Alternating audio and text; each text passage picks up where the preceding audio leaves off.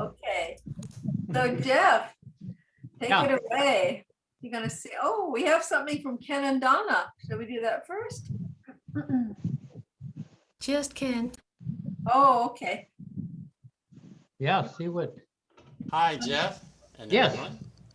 Hey, before I forget, I don't remember the last time I had a Baba dream. I probably had some I've forgotten, but 2 or 3 nights ago, I found myself in Merzad in my dream, and Erich walked by, ooh, and then Balna too, and then Jeff. I then got my Jeff's- trip to India this year. And then you invited me to come help at a school or something, and then I guess I kind of woke up. I don't remember much more, but so you were at Merzad a couple nights ago. Just wanted to let you know well, with Erich. Thank God, I missed my chance this year. It's not October yet.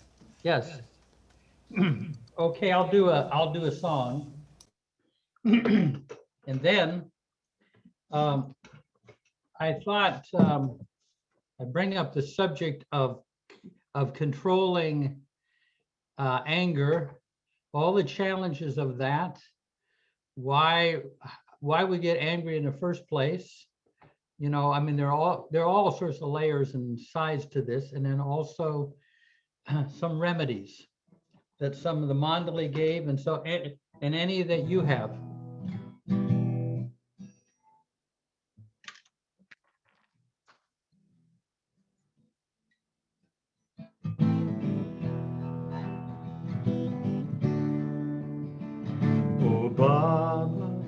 Oh Baba, I'm aching inside to be closer to you, to walk by your side.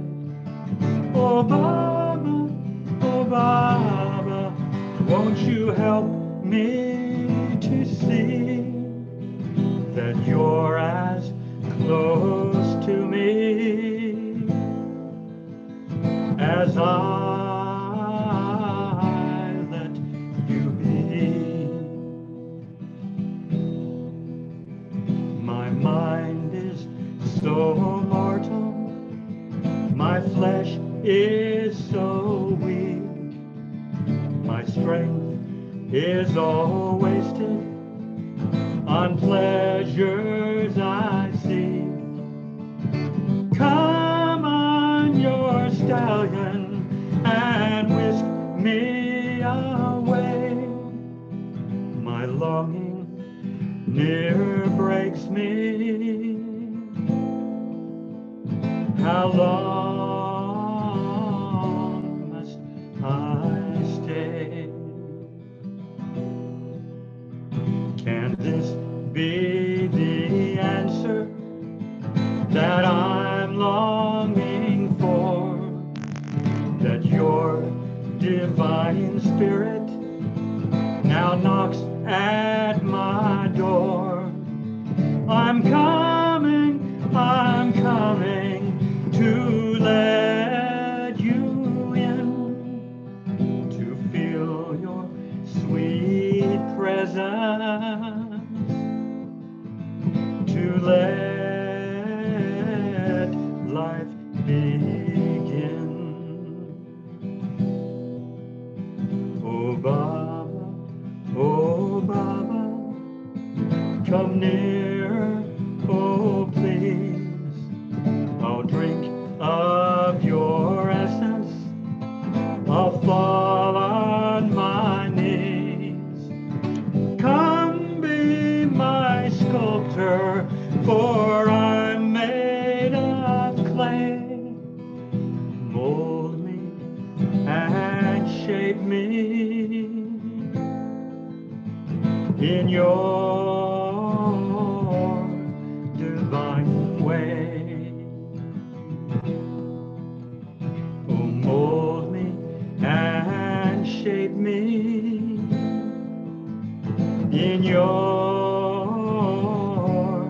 divine way.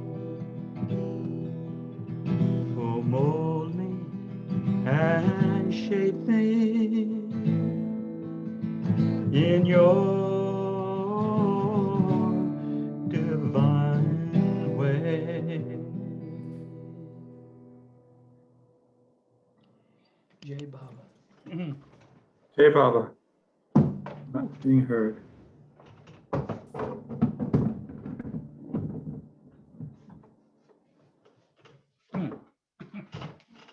Okay. Let's see.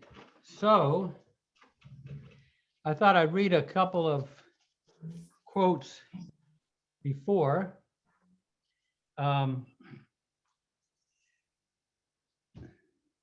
This is a Sufi quote. "O mathematicians, you have calculated how long is the day, the night, and the year. Tell me then, how long is the night for the longing heart that cries out for the beloved?"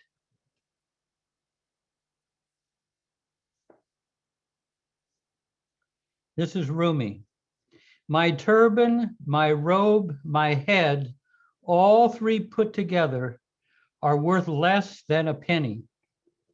As for me, haven't you heard of my worldwide fame? But actually, I am nobody, nobody, nobody."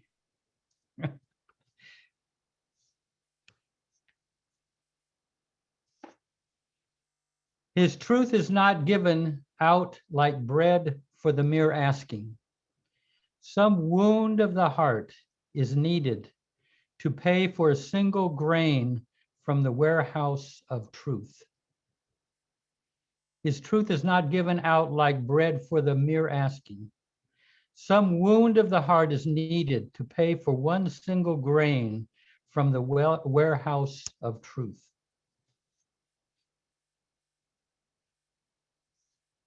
This is Rabia, who Baba later said became Baba Jan. "O God, the stars are shining. All eyes have closed in sleep. The kings have locked their doors. Each lover is alone in secret with the one he loves. And I am here too, alone, hidden from all of them with you." So, let me, so I thought it might be, so because a number of people have brought this up over, in recent times about controlling anger, how it comes about and everything. And I'm hoping that people can think of examples from their own life and just how to focus on anger. But Baba says that anger is an entanglement. I mean, lust is at an entanglement with the gross level. Greed is a subtle level, and anger is at the mental level. That's the deepest level. And Baba said, I mean, if you feel bad about losing your temper, getting angry from time to time, Baba says it takes a perfect master or the avatar to, it takes a grace to get control of anger because it's at such a deep level. Baba says, and this is Baba's own words, to gulp down anger is the most courageous act one can perform. One who does it becomes humble. But Baba didn't mean repressing anger. In fact, he said, if you never feel angry, you'll be no better than stones. He was said to suppress anger, meaning be aware of it. Be aware of it, just learn how to control it. And there's a quote I'm going to read from the discourses that Baba says about anger. We're going to have a poem by Michael Childs at the end, but he may be pretty angry by the time we get to the end. He'll be so outraged. Yikes, I haven't got much light here. Okay, this is what Baba says about anger. Anger is the fume of an irritated mind. It is caused by the thwarting of desires. It feeds the limited ego and is used for domination and aggression. It aims at removing the obstacles existing in the fulfillment of desires. The frenzy of anger nourishes egoism and conceit and is the greatest benefactor of the limited ego. Mind is the seat of anger, and its expressions are mostly through the activities of the mind. So, I mean, probably for most of us, anger is not getting your way or not getting what you wanted. You wanted things to go a certain way and they didn't, you know. But now I'm going to just say a few things. One thing is that there's superficial anger. I mean, I make a distinction, like, you know, you hit your head on a, you know, you hit your head on the top of a door or something like that, or you stumble and stub your toe on a path. You get angry, it's a flash, but then it kind of evaporates. But then there's the deep-seated anger that can last for years.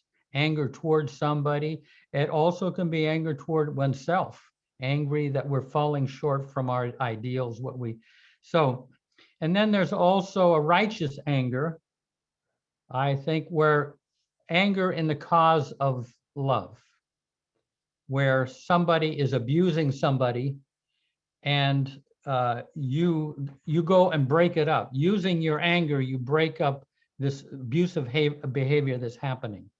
Or a mother who screams at her child when the child is about to run out into the street. So anyway, I was just thinking, getting some idea of what are some of the causes of anger that you find in yourself. Anybody feel like venturing? Uh-oh, Michael?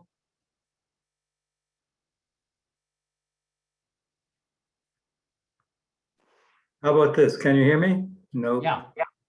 Can you hear me? Yep, we hear you. Really? Because the light's not going on. Okay. When I was younger, I would feel anger about sexual frustration.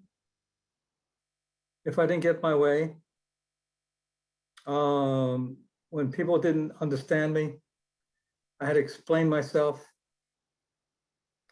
If I told somebody to do something and they wouldn't do it. And I've also used it to defend myself from being attacked by people. I would get angry at them. And I tried that with my father when I was 5 years old and he was beating me. It didn't work. So I would find myself, even as I got older, that anytime I felt threatened, if somebody spoke loudly at me, I would use anger. I'd fall into anger to defend my 5-year-old self. So I have been, I've gone through a lot of anger. One of my marriages ended in this tremendous bouts of anger. And it was when I learned to walk away from it. Instead of being this raging bull that somebody was waving a red flag, come on, Michael. Oh, let's imagine that movie, Back to the Future, when he's out in the West, and he would react badly when anybody said to Michael Fox, you're yellow, you're chicken. Well, I had similar reflexes, and I would have these arguments with people. And after a while, I got to the point where I said, do I want to deal with the consequences? I know if I raise my voice and I get as loud as I do, that people are going to be afraid of me, that they won't want to talk to me, that somehow, even if I'm right, I'm going to be made wrong for it. So I went to a men's group with violence towards women, and there was a lot of work done I don't want to get into all the details, but there was a bunch of angry men who had done some really violent things to women in their anger. I'd yelled at my wife and I'd slapped her once. And I voluntarily joined the group to find out what I could find out about anger.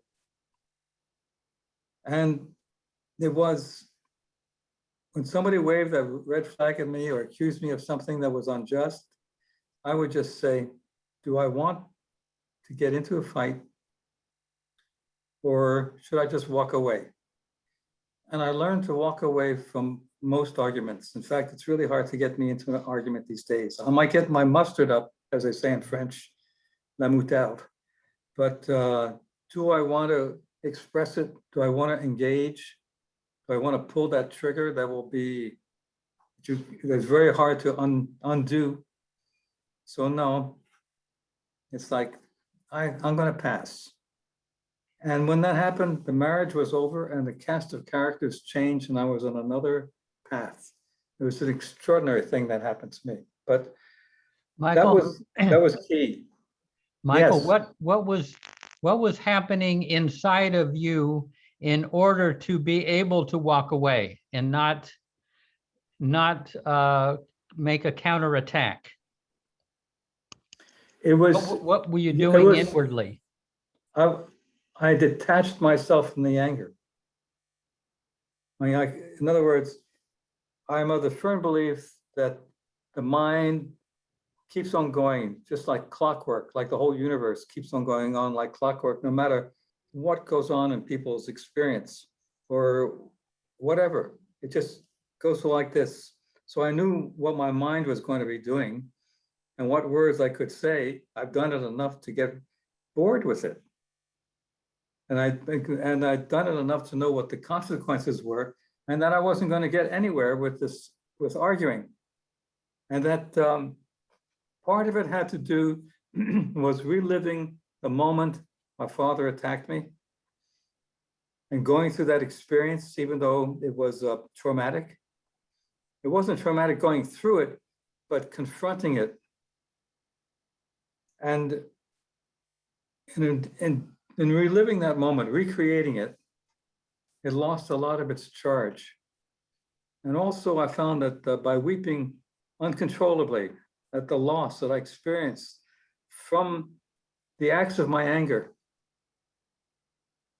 by the things that I said to people, by walking out of their lives, by writing them out of my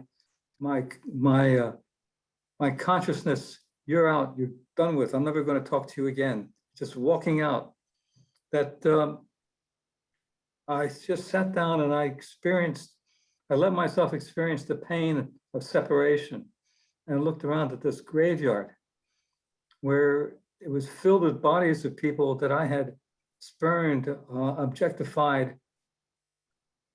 Not necessarily, had nothing even to do with touching them. It's just in my mind what I had done, which was the same as murder.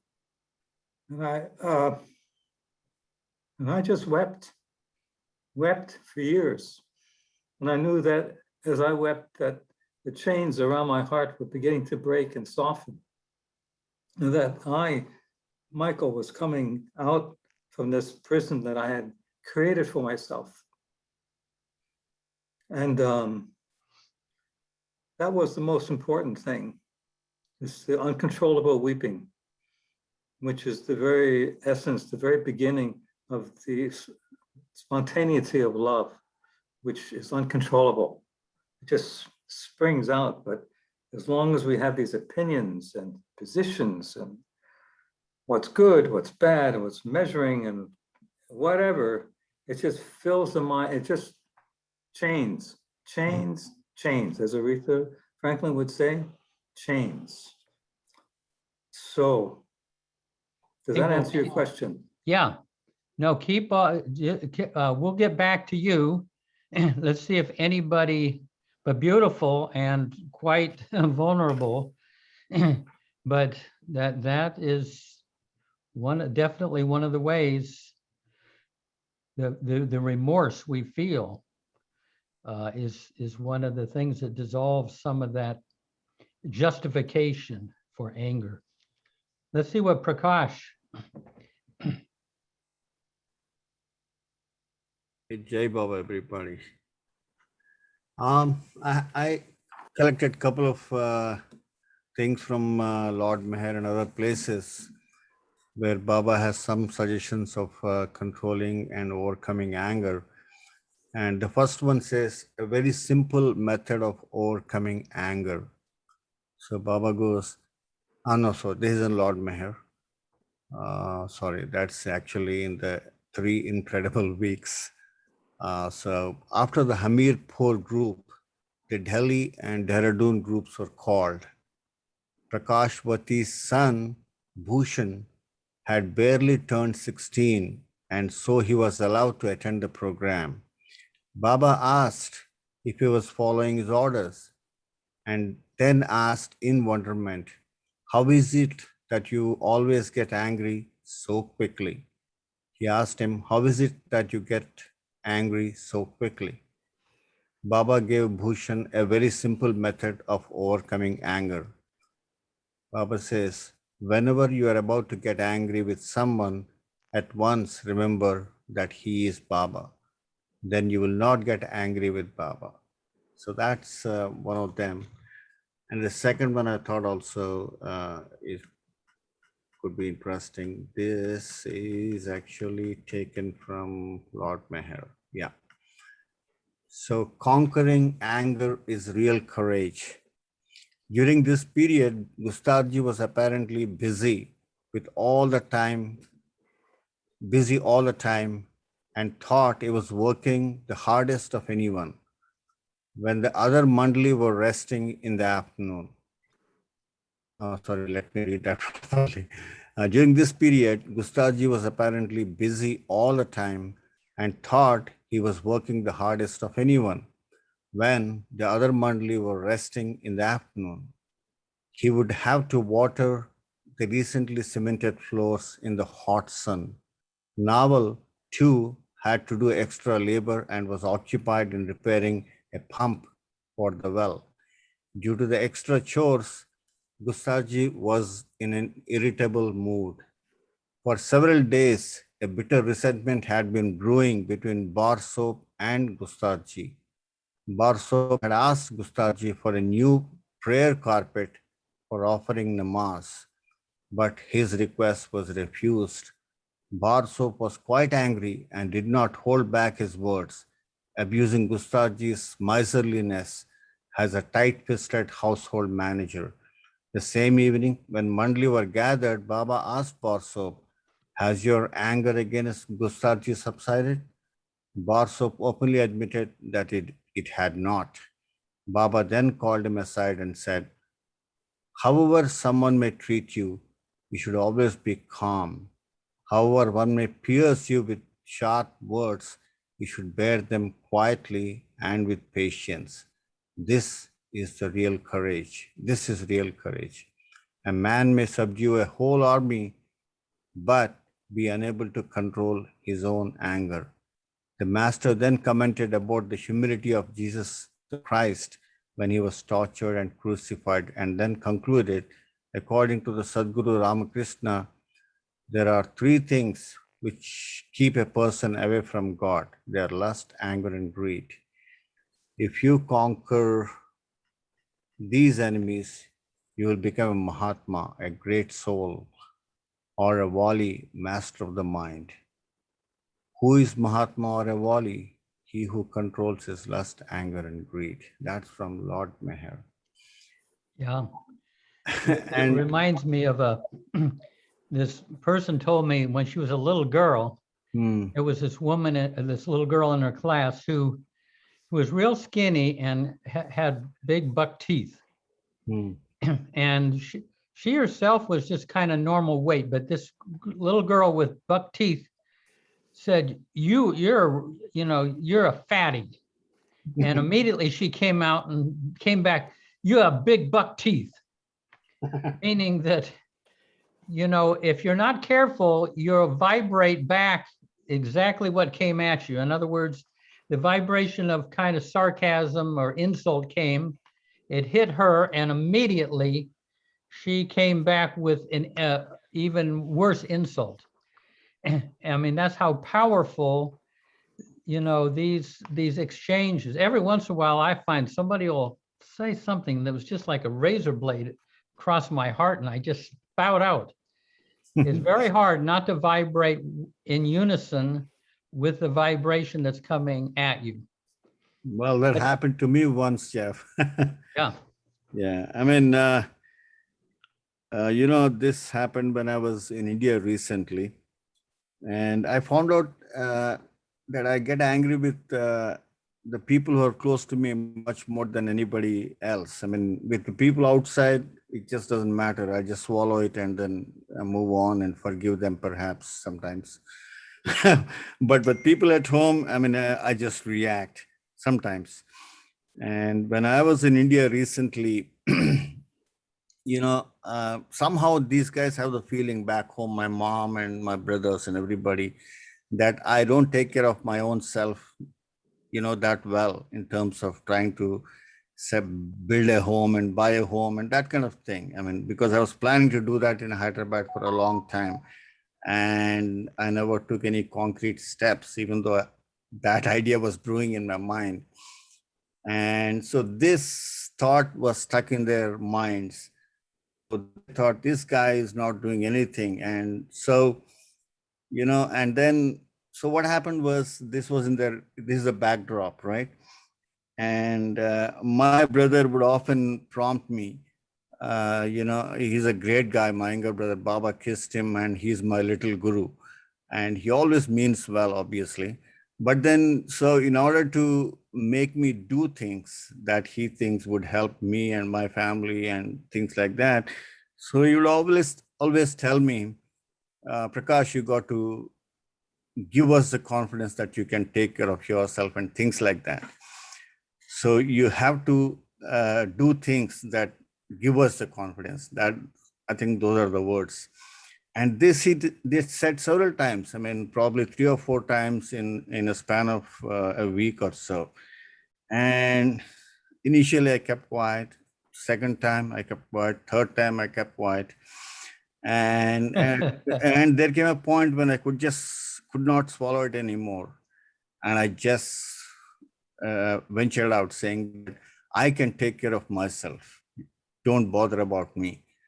And then I think I also said, I mean, I'm sure Baba will help me in doing whatever I do, something like that. And then, but I was fuming. I was angry. And I just left the room where my mom and my brother are there. Both are just trying to say things to, not help me control my anger. I just said, oh, you have to do this, you have to buy the home, and you have to do this and that, and things like that. And then I just could not hold it any longer. I just went to the other room and I just sat by myself.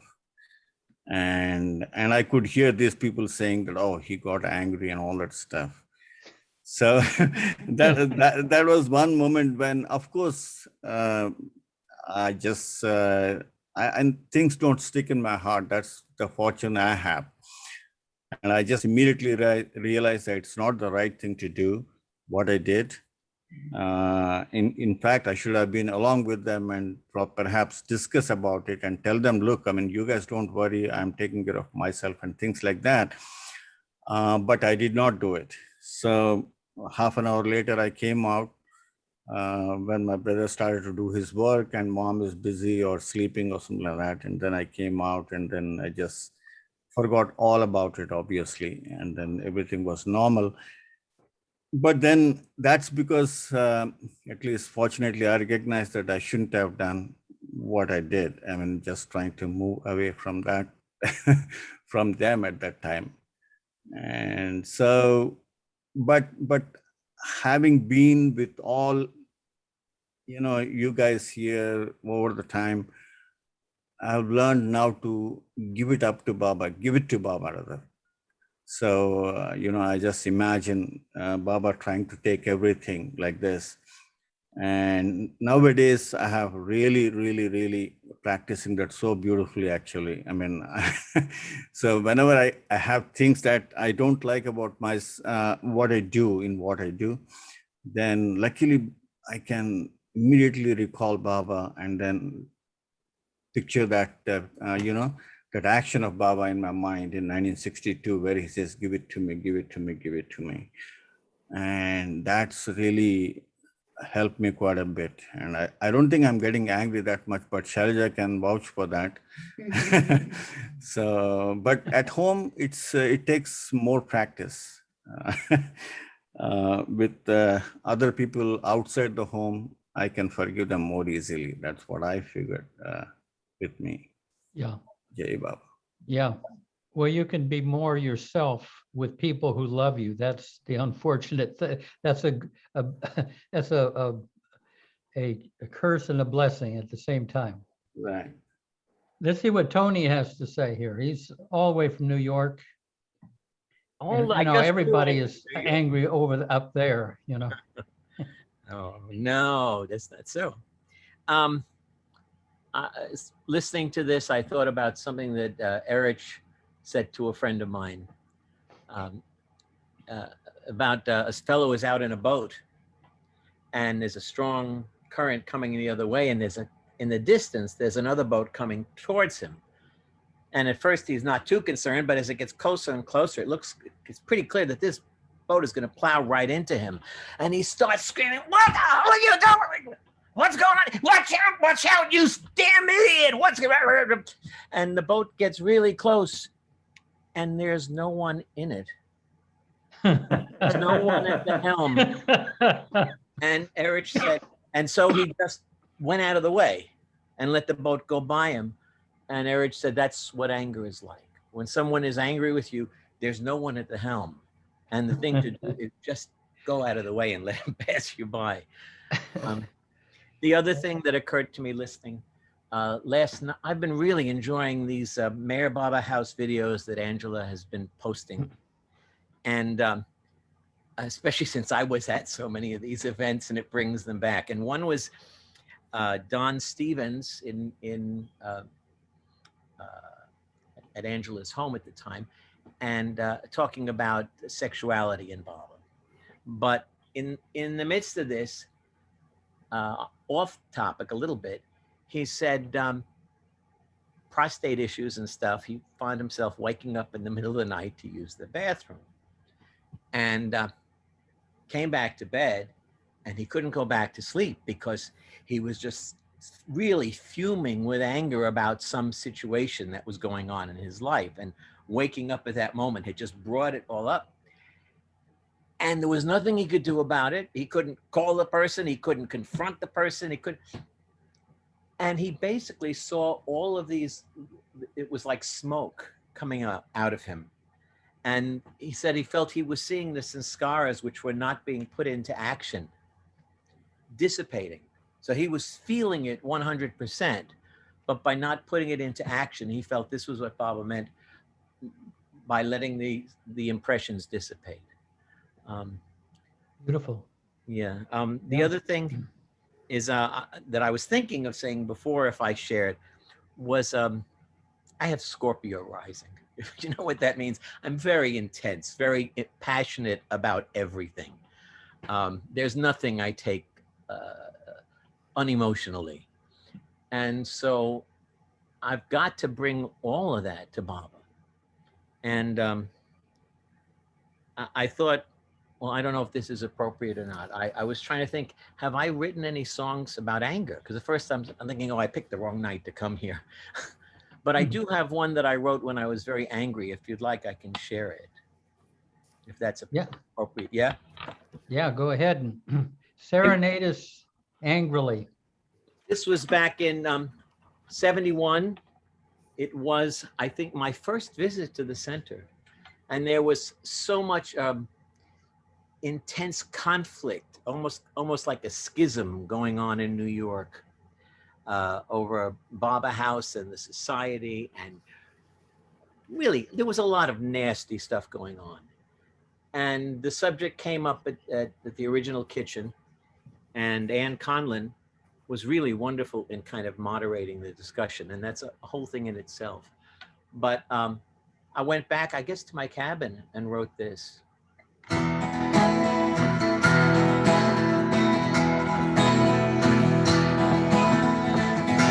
Baba, I don't know what to do. I keep standing in the way between myself and you. Help me.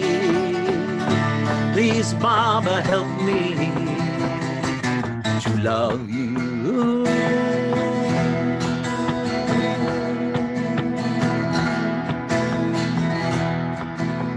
help me to give more and more. Please help me open up the door of my heart and let you in. Please, Baba, help me to love you.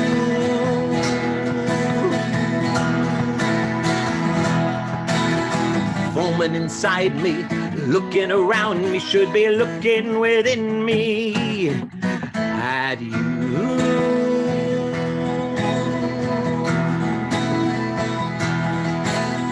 Help me to do just what you want me to want just what you want, and love you.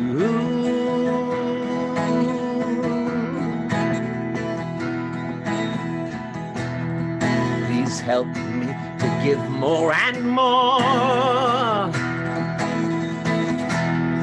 Please help me open up the door of my heart and let you in. Please, Baba, help me to love you.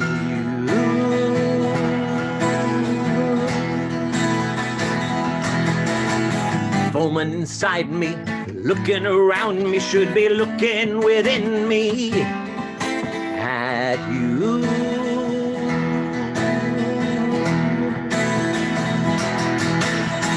Help me to do just what you want me to want just what you want, and love you, and obey you, and surrender to you.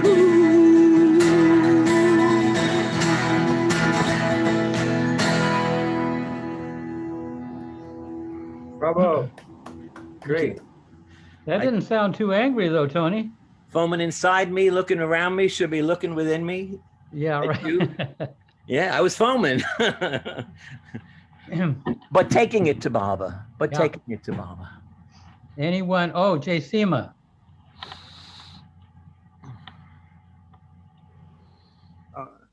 Nothing, Jeff. I didn't raise my hand. Oh, it came up. Here, here's one of the things, and I'll just throw this out. One of my things has been my value system and people violating my value system, my cherished values. That someone, betrays me, someone is unkind, someone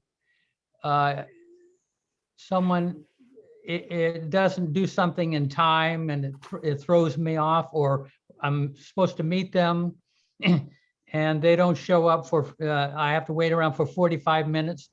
This type of thing where my values the fact that my values are being violated is justifying my anger. My anger is justified by the fact that, hey, they didn't do this. So over the years, I had to lower my expectations of others in order to enjoy my fellow Baba lovers. Because they were going to be what they were going to be. It's ridiculous to impose my values on them when they're just not going to be able to do it. So a lot of it, that's a mental thing, meaning at the mind, we hold on to these things and we expect others to live by those same things. And if they don't, we get annoyed or irritated. So, and, you can have people that have been doing things that violate your values for years and years. And so you have a kind of a running anger toward them. So anyway, I throw that out as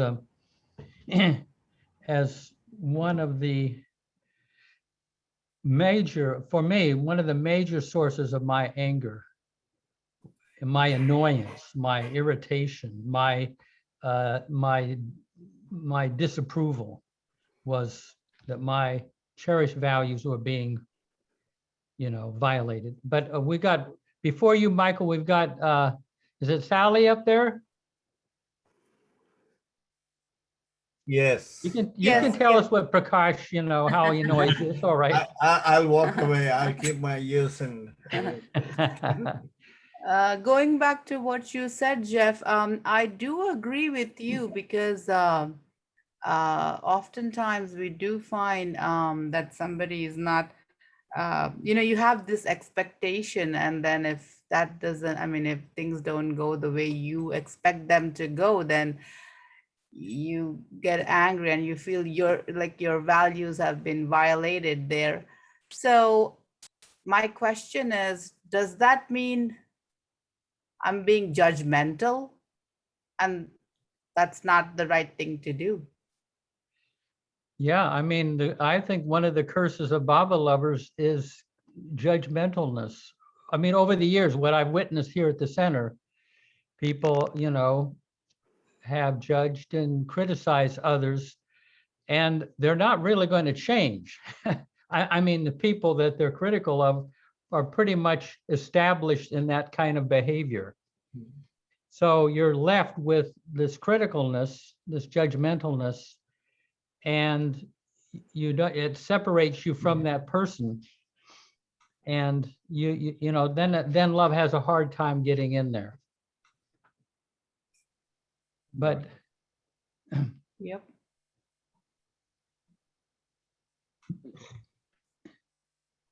anyone else? Oh, Namita. Hi, yeah. Good morning. Yeah. Good morning from here. Young. Good morning, Namita. She's from Pune. In fact, yeah, I'd like to chip in and Yeah. add. I was just listening to an audio recording this morning by Cyrus, and he happened to mention that a lot of this anger and frustration and reactions are because of subjective kind of reactions, or anger that is subjective, which is not objective.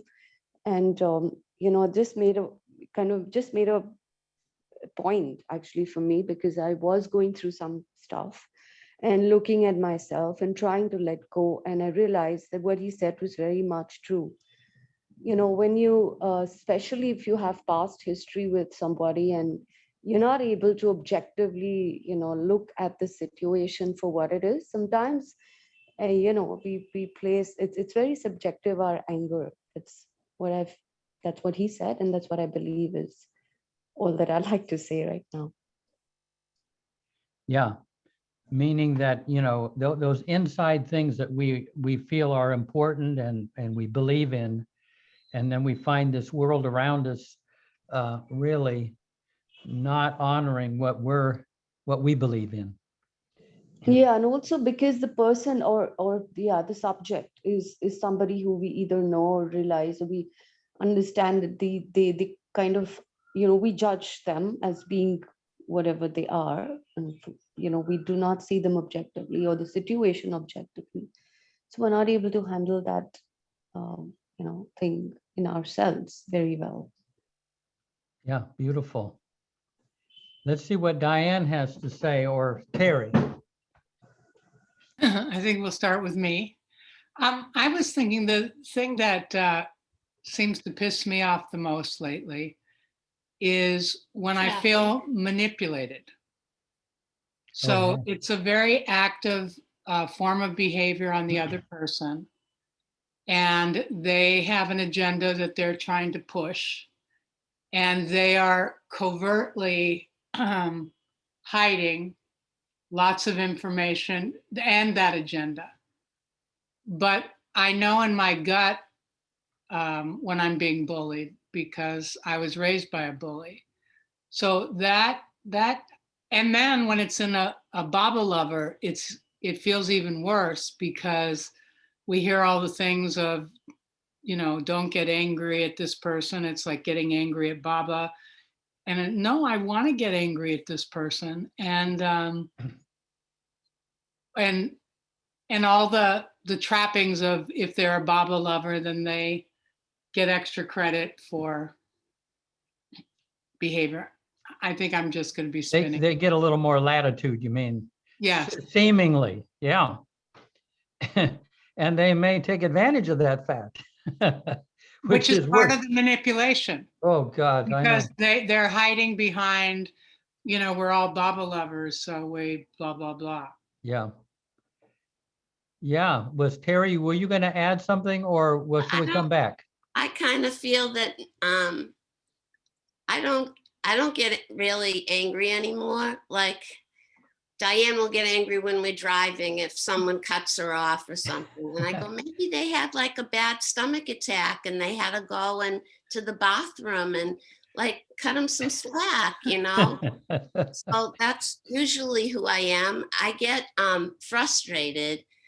And so maybe I act angry, but I don't feel angry. I feel frustrated. And usually it's because I don't have the energy to do something that I really need to do or want to do. And I have to push it through versus just doing it relaxed and easy because I'm tired and that gives me an edge to me. But I don't put it on people. I just take it in the other room. I think I got angry a lot when I was young. I did a lot of, I remember when I had my first apartment by myself, I'd come home from work and I'd slam cupboard doors. I'd open them and then I'd slam them all shut. And when I was little and I got frustrated, we had a bookcase in the closet that had the Britannica in it, the encyclopedias. And when I get really angry, I would go into the bookcase, into the closet, and I'd literally bite the bookcase. And there were teeth marks all along the bookcase. I prayed my mother never took it out of there. And you went on to become a dentist. A dental hygienist, yeah. But I don't know. I think Baba took it away from me. I'm being really honest with you because I don't let people in that way. I figure if they're going through something that they need to act it out, they're going through something. It has nothing to do with me, and I don't take it in.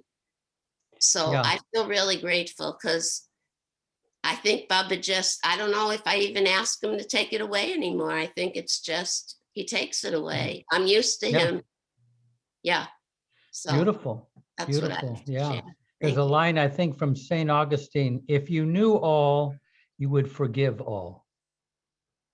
The more we kind of know about our fellow beings, the more forgiving we are, really. But let's see, let's try Jake here. He's Pennsylvania guy. That was his daughter that was on the earlier session. Lost because her father beat her with a pillow. Yeah, beat her with a pillow and she lost a tooth as a result. Then she made excuses for you. She said it was so loose she could twist it around. She didn't want people to think poorly of you. It was very, very adorable. And Katie said nothing. I just want to tell you. Yeah, that's actually why I'm here. I'm here to confess my anger. So yeah, it's good. But what I wanted to come on and say is that one of the things I really can identify in myself around anger is how much anger comes up for me in response to me not getting my desires fulfilled. I really identified and resonated with that in the beginning. When you talked about the different, areas that anger can arise from, that one really triggered, really hit home for me in terms of the triggers that I feel my anger crop up around most often. And it's just very difficult to let go. It's difficult to let go of my desires in the moment. It's difficult for me to recognize my desires in the moment and separate them from needing practical things, and then being okay with letting things unfold in a way that I'm not going to have my desires met. So I find that very difficult. That whole process very difficult to recognize the cause of my anger and then trying to intervene, and letting go and surrendering my desire being fulfilled. So I just wanted to bring that up. I thought that was just a very poignant place to look at anger from, for myself and maybe for others. And it's interesting because it's really pride behind it saying, I want my way. It's pride gets in there, and there was I just remembering a scene from the New Life where the Mandali, the companions, decided to mutiny and go on a strike. And Dr. Ghani was the ringleader, and he was getting everybody because the conditions were just way too difficult. And he felt that they could actually strike. And so he got all these people on his side. And when Baba came over the next morning with Erich, Erich said, Baba says, come to him, and they didn't come. But, Baba's going to have a meeting, and one by one they came, and they left Ghani there, Dr. Ghani, and he was upset. These people were going to be, they're just betraying me. They said last night that we were going to hang together, and now they left me alone. And so he got real angry. But one thing that Baba said to him is, they gave their word. They were going to stand by me.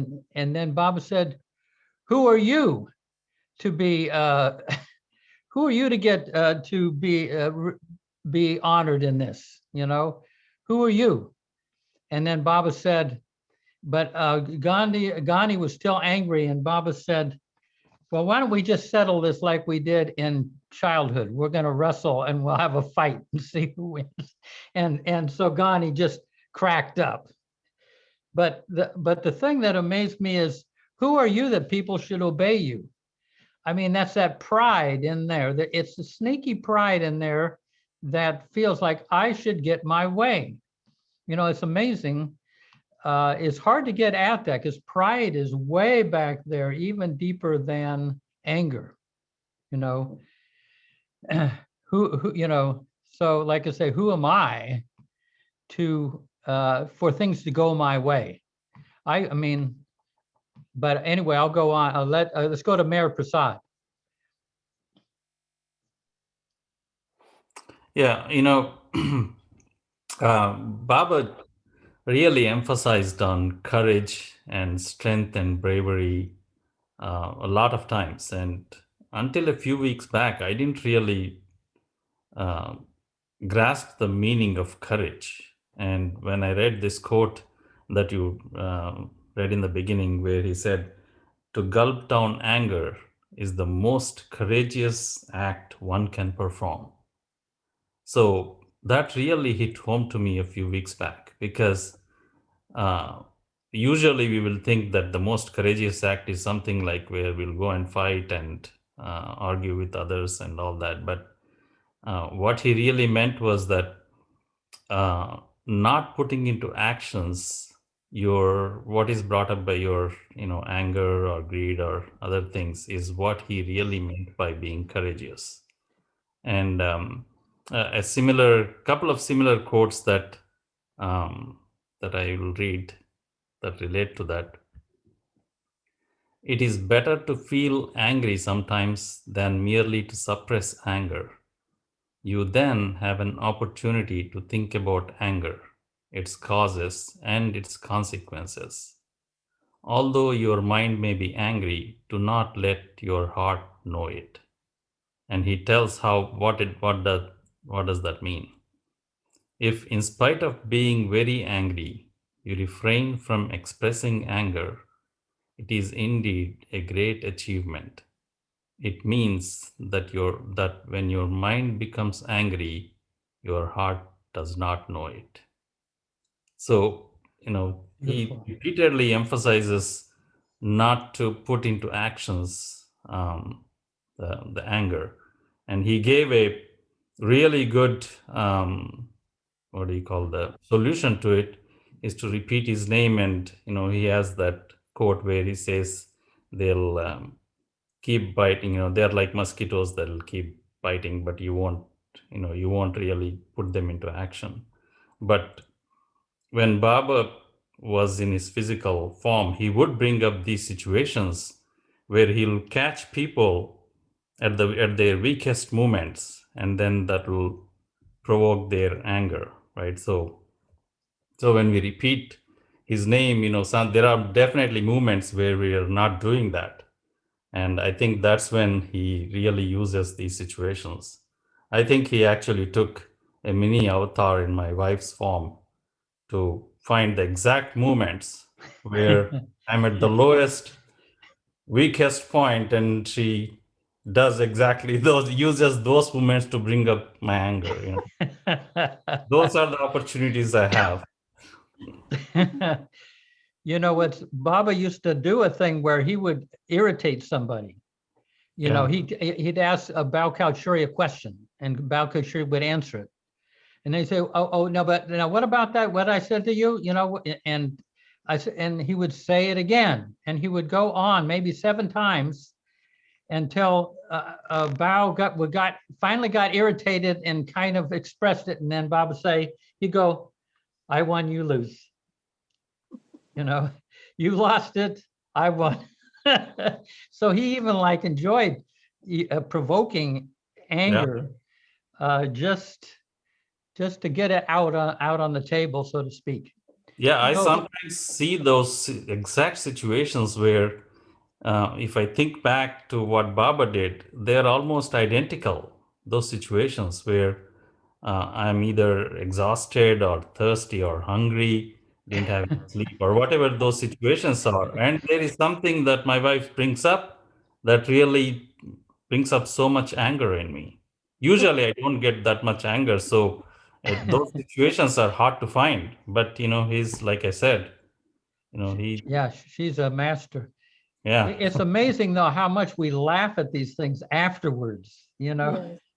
How we completely blew it. I mean, there are also sources of humor in the future. But Jay Seema, what Yeah, Meher Prasad just told that to gulp anger is courageous, but I gulp anger because of fear of Yeah. consequences. Yeah, I know it is very, very hard. I know Alan Manukian finally got driven to express his anger at work. You know, I mean, a big scene.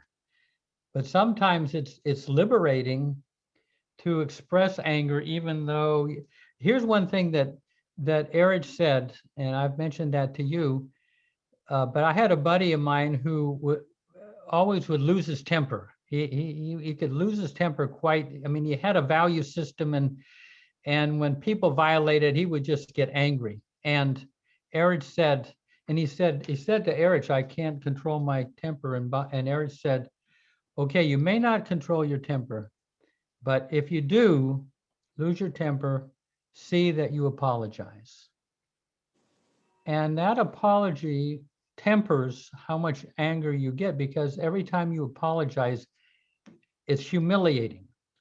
You have to go through and apologize to somebody, and that repeated humiliation tempers some of the anger. If you know that you're going to have to apologize to somebody for losing your anger, you're going to think twice about losing your temper. Tony. Yes. So this reminds me of an experience of anger with Baba. I had been at a gathering in Hungary with Don Stevens, and he shared about how he had, after so many years with Baba, surrendered his sex life and his finances to Baba, and how Baba had stepped in immediately and really worked everything out. And I got back to New York. Sometime I was doing other things. I got back to New York. I sat on the edge of my bed one day and I surrendered my love life to Baba, my relationship life, in the spirit and the conviction that in doing this, Baba would take it up. And I ended by saying, you know what's in my heart. You know what I need. I said, you pick her, no conditions. And I had a little, so he did. He created a relationship. And if I told you the story, you'd be laughing and laughing from all the obvious things that he created. It was very intense. It was very life-changing. But about halfway through, it was clear that, as one dream of mine said, there was a steamroller coming down the road towards me. And I said, Baba, I should get out of here now. I should leave this relationship while I can. And not in words, but Baba I was expecting some support. And not in words, but Baba was saying, no, I want you to love her more. Okay. So I did. And it got closer to the steamroller. And I said, Baba, look, it's really close and you got to let me get out of here. I could just leave. I'm still intact, you know. And it was, I want you to love her more. It happened like 3 times like that. And finally, the thing just exploded and left me like in a mess on the highway. And there are a lot of sub stories, but the anger piece is, so I was not angry at this woman. I was not angry at her because she was being herself. She had done with me what she had done with other people, and I had seen it coming. I was angry with Baba because it was Baba who kept saying, love her more. So I was so completely vulnerable that when the explosion came, I was a mess. And I was so mad at Baba. And I've never been mad at Baba. I was so mad. I was going to a Baba meeting that night. Bao was going to be in town. I went through my apartment. I have had tons of Baba pictures everywhere on the walls. I took every single one and took it off the wall or turned it face down. And I said, fine, Baba, have it your way, but I'm not looking at you. I get to the meeting and Bao is giving his talk. And he says, you know, Baba loves you so much that blah, blah, blah, blah. And I go, yeah, sure. Okay, sure. And he said, no matter what you do, Baba forgives you. He loves you. There's nothing you could do that could change his life. Yeah. Even if you go around your house and take every one of his pictures and take it off the wall or turn it down, Baba still forgives you and still loves you. And I got back home that night and very sheepishly, I turned all the pictures back up, which is kind of like apologizing. Beautiful. Yeah, that's all. Right. You know, here's something, it's hard to describe, but this is, there's the causes of anger, and then there's some of the solutions. And one of them that Erich was especially good at was what I don't know if he gave it a term, but I called it mock anger, where you get your anger early on before while it's still up in the head and it hasn't gotten down to the heart. And you kind of blow up in a mock kind of display of anger and you get your point across, but you're not really angry. I mean, it's a lighter version of the anger that if you waited, if you held onto it for some days, it would get down into your heart and it would be a more of a serious situation. And like an example, there was one person here at the center, and there was another woman that was kind of spreading false rumors about her and kind of destructive rumors. And so what she did, without feeling anger, she went up and to this lady and said, you know, what you're saying is libel. I'm going to get a lawyer and we're going to come and sue you, you know, and scared this lady, and she never did anything like that again. She kind of completely shut down her behavior. It stopped it. But it was just, she wasn't going to get a lawyer and sue her.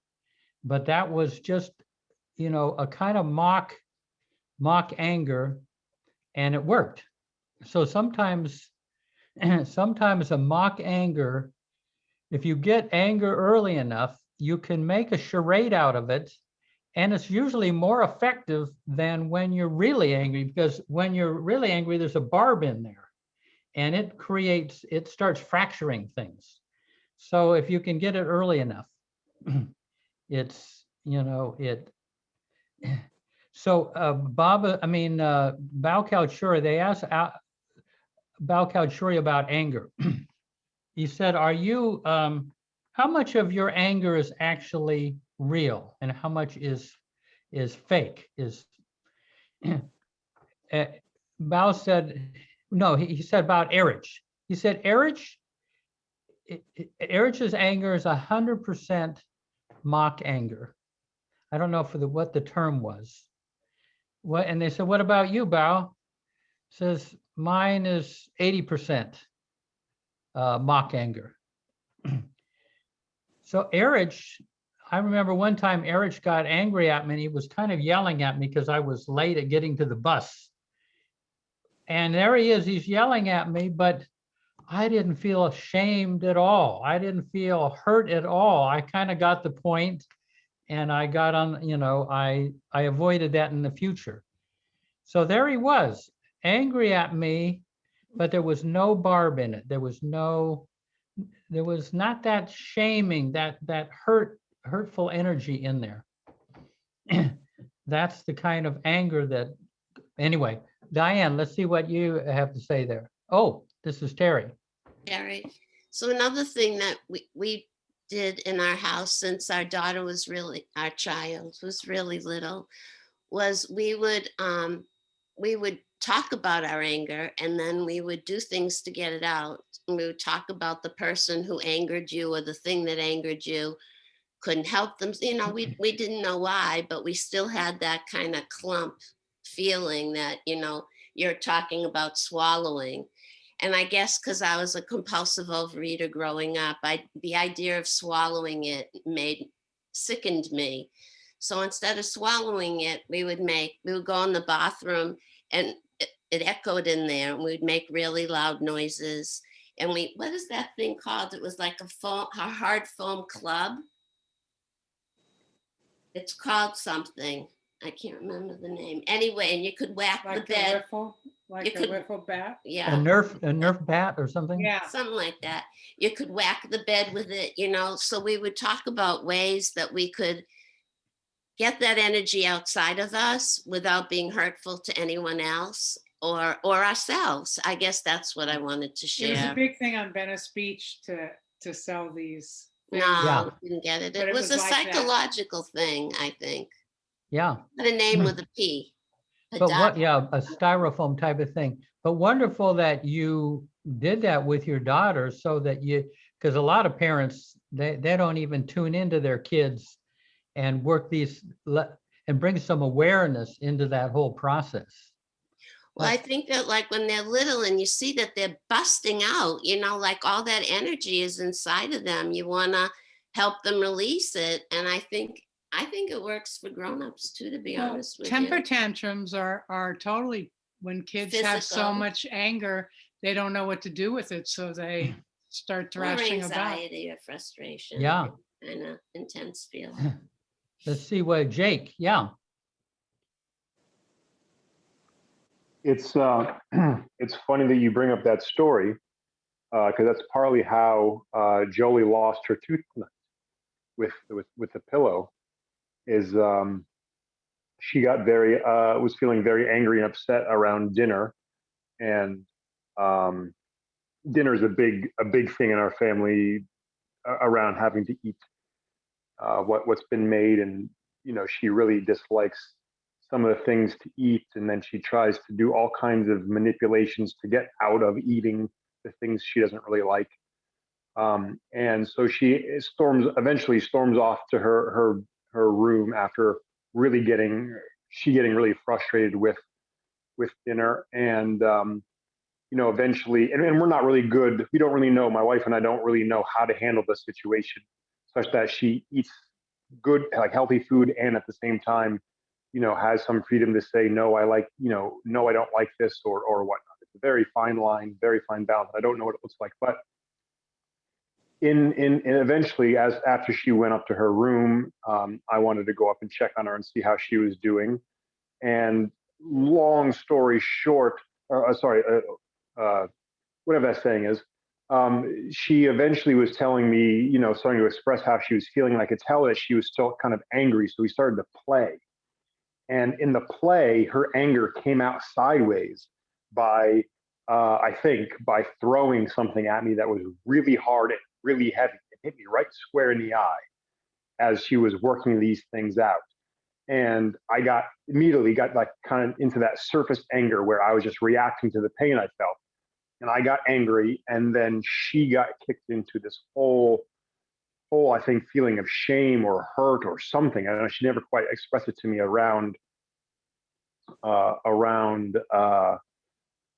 fact that she had hurt me and my reaction to her hurting me. And as I was starting to try to work with her around that feeling so that she could express it freely and, hopefully release it so it doesn't get stuck, we started playing around again and joking around. And I could tell that she was reserved in herself out of fear, perhaps, or feeling like she can't be free to express herself as we were trying to play. So I tried to model expressing my freedom of just being silly and moving things around on the bed and whatnot. And in my frantic movements, that's how the pillow hit her face and knocked her tooth out. And all of this, all for the reason why I'm bringing all this up is it's so much about, I was hoping to work with her around getting her to be free in herself, to really express however she's feeling in relationship to all these different things that she was encountering and facing. So to your point, Terry, I think that's it is really helpful, really healthy for kids to have that freedom to do it, but it doesn't always work out so well. Maybe the moral of my story, it's not always so easy, or they have to be willing to do it or ready to do it, so on. So, but you were trying to make yourself safe, or make a safe environment where she could let out her frustrations. Yeah, that's exactly right. Hoping that yeah. I could do that. Yeah. This is going to be an expensive tooth fairy night for you. I'm just saying. Yes. Yes. Yes, it is. Yeah. She actually just Michael. asked me as we were going to. Well, I ran workshops for 13 years. It went through the lowest levels of consciousness to the highest, at least that I was aware of. And one of the areas we went through was anger. And so I asked people, these are relatively small groups, 10, 12 people. I asked them, list your positions. Everybody had a goal. And for instance, if the goal was to be at source, which is a very high state in relation to your father. Right? Be what? To be at source. Instead of, that was our language that we used, of a state of being, which was very similar to the I am state. You guys are aware of this, where you become so transparent that you become others. God, I really got myself into a soup here. I just wanted to stick with anger. Okay, go ahead. But anyway, so we would really get up there to the higher states, but we had to go from the lowest, which had to do with jealousy and greed and apathy and fear. It's like a ladder of emotions that we go through. And there are simple formulas for going from one layer to one level to another. So, and then the first level, 3 levels are the voyage to the realm of the mind. And then when that's transcended through apologies, people would then go up they would be then in the realm of the soul. And we would get into some very high states with that. So I'm going to be starting them up again because they're very worthwhile. But in anger, what I would ask people is, say the position was, I want to be at source with my father, which meant that I had to let go of all my fears and angers and positions about my father, because I wouldn't allow myself to love him. So what one position would be, well, fathers should not raise their voices. It's always a book of shoulds and shouldn'ts, ought to and ought not. It's very similar to what you're saying, but the language that I use is a little different. So there's a should, that he should not do it. So then what is the payoff? Well, the payoff is when he raises his voice, I make him wrong, and I don't have to love him anymore. What is the cost? The cost is my relationship with my father. So I asked people to come up with 80 of these positions until they just start weeping. Because there's this graveyard, like I said before, that's the result of all our positions. So another one might be, well, father shouldn't hit his children. So what's the cost? No, what's the payoff? I can make him wrong if he hits me. I can make him wrong forever because he should not have done that to me.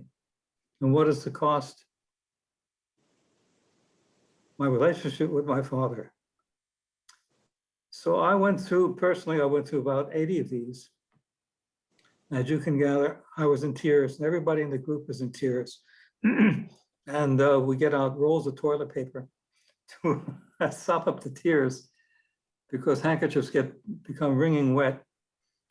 And when there are no more tears left, then we're left at the next stage, which is confusion. Well, if I love my father, will he hurt me?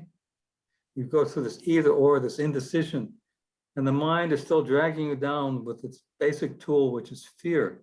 If I do this, look what happened to you last time. And so there's this choosing. And so I asked people to come up with 100 considerations against, like it's 100 considerations against the subject, whatever the subject matter is. Say, loving my dad, or to get at source, well, why I should not do it. So I list 100 of them. And they're like the same ones that I had before. Then list the considerations to choose, to love him. And so usually by the fifth consideration is, well, he gets angry, he's this and he's that. And then there's a shit-eating grin that happens. It's like a totally spontaneous flowering of the soul. And you see this big shit-eating grin that you cannot disguise. And you know that the person that's chosen for no good reason, because there's never any reason to love anybody. There are lots of reasons not to love somebody, but there's no reason to love anyone. Anyway, then when people choose, then they have to clean up the mess that they made when they were in the realm of the mind. And that's where apologies come in, heartfelt apologies. And those are another level of tears. And if I could have, I would have saved each one in a little vial. And they would be treasures. Because at that point, the soul has said, I am in charge. My mind, keep quiet. I am in charge. And so then we were able to go to the higher levels. So beautiful. Those are some of the lessons that I learned in this. Yeah. business. It's interesting you say there's no reason to love. The mind can't come up with a reason. Love is its own excuse for being somehow. And love is beyond the mind. Yeah. Beyond the mind and yeah, beautiful. Steve.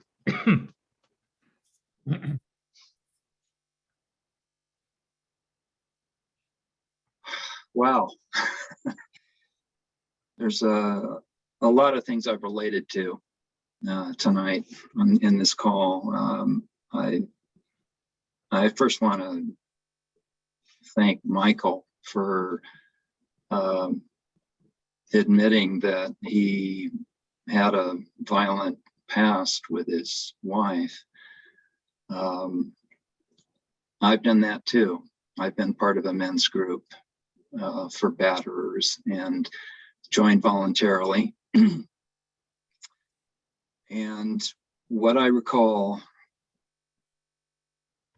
most helpful happening is when a guy would be explaining what happened in his particular situation. He'd come to a point like this where there's a visible show of anger, and the point of the group was to recognize that moment, and they called it fatal peril, because if you blow past it, you're in a lot of trouble. You know, people go to prison. But if you can stop and hold it and let it, I'm not sure which way it goes, but to recognize it and say, okay, this is really not good at all. This isn't productive. It's not helpful. So that's one thing. And in recalling many times when I got angry, when I felt entirely justified for being angry and letting it out,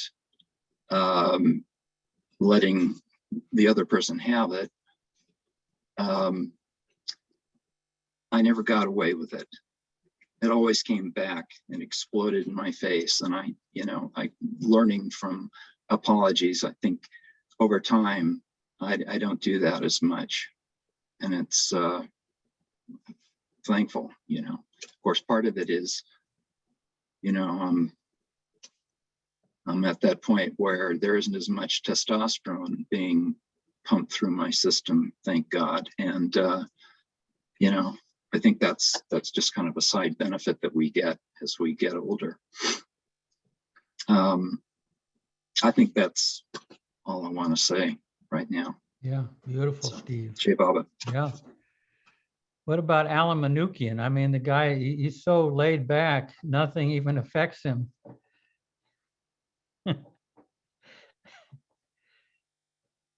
He's got some very good stories. I don't know.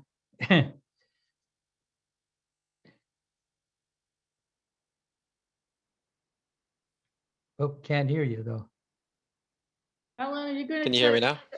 Alan, Yeah. are you going to tell your story about work? What was that? Would you be willing to tell your story about work? Oh, which one of the 1,000 ones I The could? ones where you no. got really mad. The one you got really mad, and then you had to go At a to staff meeting. a staff meeting or not? Oh, okay. Yeah, I can say that real quick. Well, yeah, I basically work at a real estate company, and I have guys that are technicians that work with me, and I have to call them often throughout the day to figure out where they're at, what jobs they're doing. And this one particular technician is a older gentleman compared to me. He's, I think, in his 60s or late 50s, and he's been with the company a long time, so he has a lot to say, and he has a very strong personality, and he gets very angry very quick, and he's taught me a lot. I really am grateful for him, actually, because I'll just say this right now, but the other day I was really stressing out about something, and this is after this whole situation, but I'll just tell you right now is, I'm stressing about him, I'm stressing about my manager, I'm stressing about all these things, and all of a sudden he stops me, and he's like, Alan, is there a reason that you're looking at all this like you have to figure it all out? And it was almost like, again, it was just shocked me, because I was super stressed out, and this is a guy that's a hot-headed, he's never the guy to calm me down, but just the other day, it was like 2 or 3 days ago, and it just was like, Bob, like it just sliced me, and I was like, I appreciate you, man, thank you. He's like, yeah, just don't get in other people's business, just do your thing. Now, what are you calling me about? What do you want? But that's his personality. But anyways, this situation was a few months ago, I think. I can't remember time, but he basically had been getting sharp with me, and had been getting sharp with me a lot. And I gave him a call, and it was just always really intense. And and then it was the last couple times where he was just really crossing the line. Like, I'm already really stressed out. I got people calling me all day long, telling me how I'm the reason for their issues in their life, and they want to talk about it, and and I'm just having to just keep saying, yes sir, or yes ma'am, yes sir, yes ma'am, and it's just, and then so to have this guy as close to me, I feel like I can trust. And he just, I called him for something simple, and he just blew up at me. He just blew up, and And, he started swearing at me, and, he lost it. And I was just like, I was like, you know what, man, I can't handle this right now. I'll talk to you later. But I let it, I didn't say what I needed to say. So it was really boiling up in my heart. And actually that night, uh, don't think I've ever felt, since I've been to a couple, maybe 4 or 5, kind of these, it's interesting you guys are talking about men's retreats. I hadn't felt that kind of rage since I was at those men's retreats. And I was just laying in bed and I couldn't sleep. And there was just this anger that exploded out of me because it had no way to express itself. And I had no idea why. I was just so burning with rage, and I couldn't stop it. It was just like coming to the surface. And I was like, thinking about all the things I'm going to say to him the next day at the meeting. And, the next day comes and I look at Baba and I'm like, Baba, please, just, I can't, I'm going to blow up. I'm going to blow up. I can't, I need you. I'm looking at you right now. Please. I need you to help me out. I don't ask, I don't ask you for a lot. I'm just looking at you. Please. I'm actually asking you now. Please help me. Cause I couldn't handle it. And the meeting came on. My manager was just like, I had told him about the situation. He was like, didn't bring it up. And he was like, okay, guys, I guess that's it. Alan, you want to say any last thing? And I was just like, yes, I do. And I just went, hey, and I said the guy's name. And I said, nobody ever talks to me like that. Don't you ever, I don't care where you are, what's going on. And I just basically became so self-righteous and was like, no one talks to me like that. I was just so incredibly angry. And he just immediately shot back with like, you're a liar. You're a liar. Sure. Are we done here? And it was just so ugly. And I said, I think I swore, I swore, and then I said, have a great blanking day. And I just left the meeting. It was just horrible. It was horrible. And I looked up Baba's photo and I was like, so that's what you want. It's what you want. Okay. That's how you wanted it to go. Okay. And I was so beside myself. It was so hard to work that day. It was so hard to eat. I didn't eat that day. I didn't really drink much water. I just was just trying to force myself to work and bury myself in that. And then by the next day, I didn't check in with, the guy, and I just didn't want to talk to him. And by the next day, I was like, Baba, I'm just not gonna talk to this guy for as long as it takes.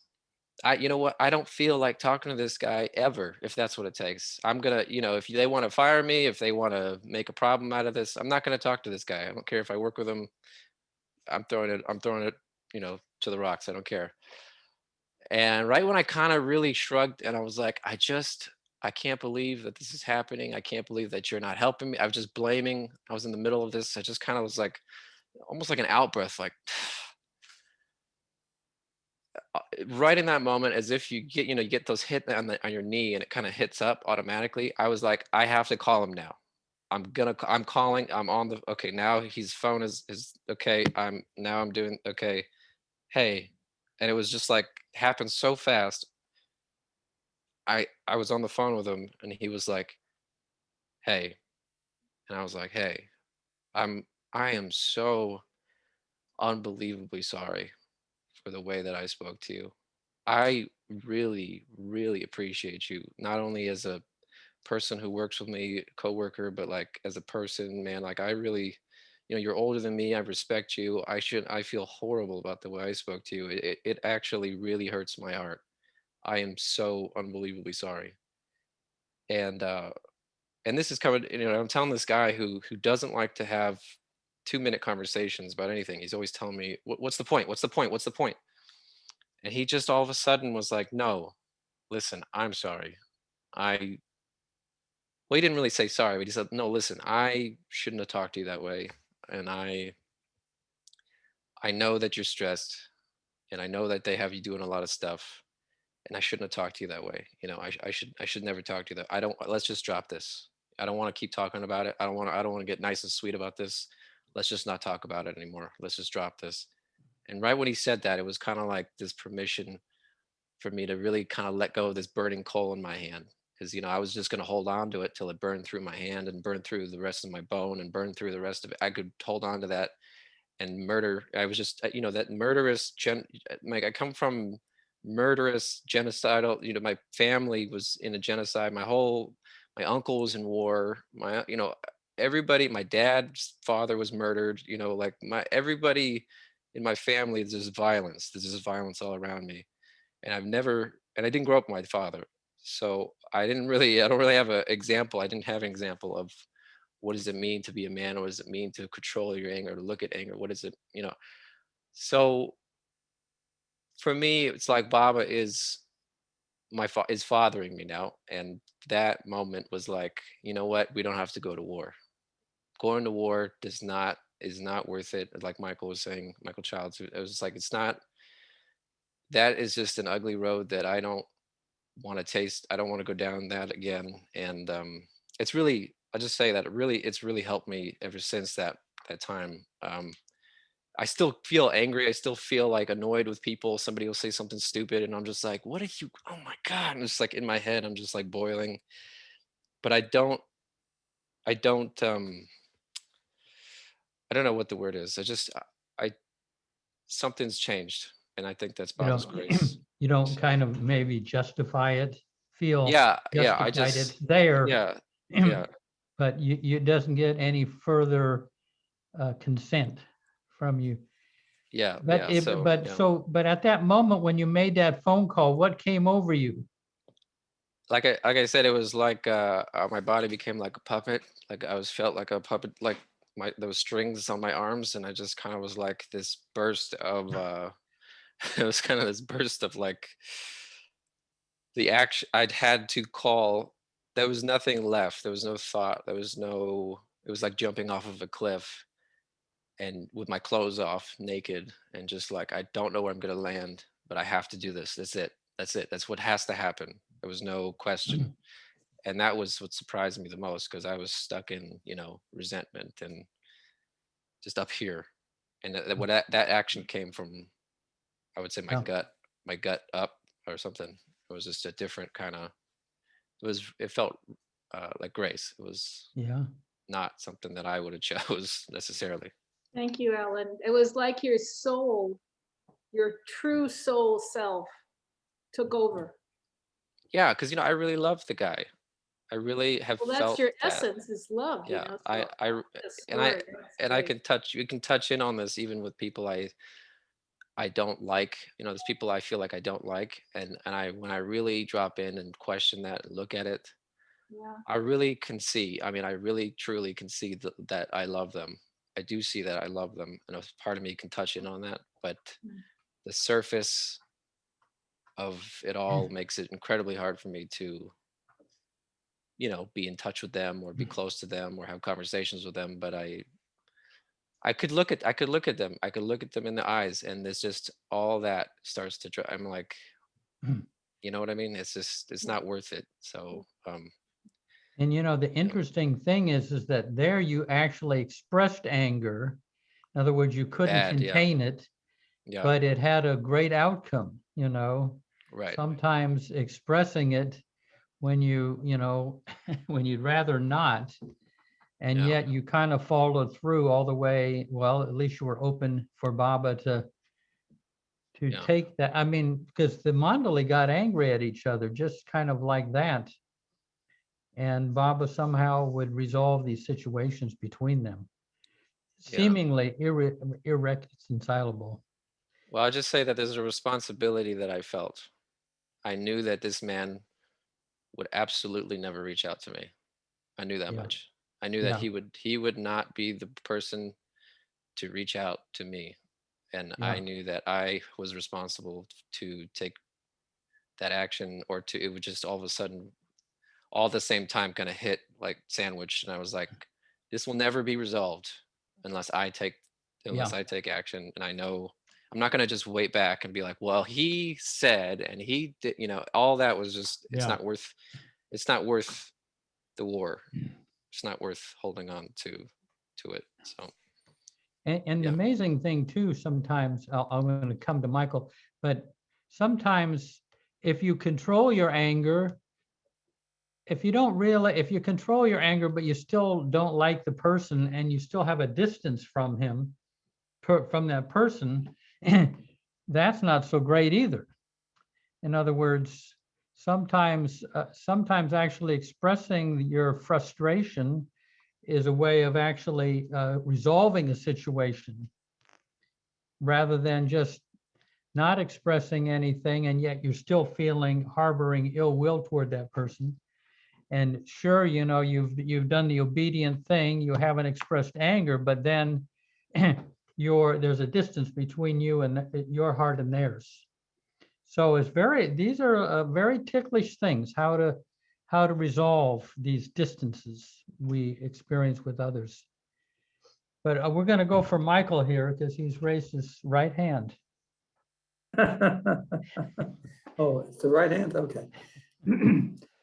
I think I owe it to people to let you guys know how this story ends with my father. Obviously, it was very powerful, this beating that I had. It was so powerful that I buried it. I could not remember, I would not remember. My dad couldn't do that to me. That's another position. I didn't remember it until, I didn't recall the incident until I was 45, which was just about the time that he died. And so I want you to know having all these feelings that are subconscious really just warped me. It's like it took me years. Even I'm still working out, snipping off the tendrils, the conclusions and decisions that I made and behavior that is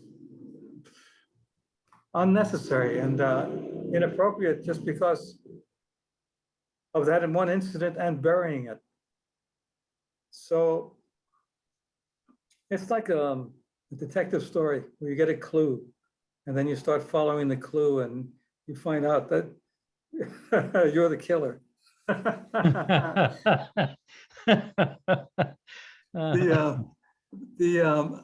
So what happened, I think, when I was 37, I stood up to my dad. I called him up out of the blue. I hated him for 21 years. I hardly spoke to him. And then finally, after a few years of hating him and going through different things in my life, I decided to call him up to see how he was doing. And he said to me, I said, we haven't spoken in a coon's age. And he says, that's no way to talk. And of course, this other aspect of him, that he was a bully, okay? When I lived in Paris with me, he grabbed me by the throat and, throttled me because he didn't like what I said. So, and I was defenseless because in my mind's eye, I was that defenseless little 5-year-old. And I certainly didn't want to punch him out or anything. So the quandary that this guy put me in was monumental. And yet it is, I'd say it was key to my development as a lover of God. I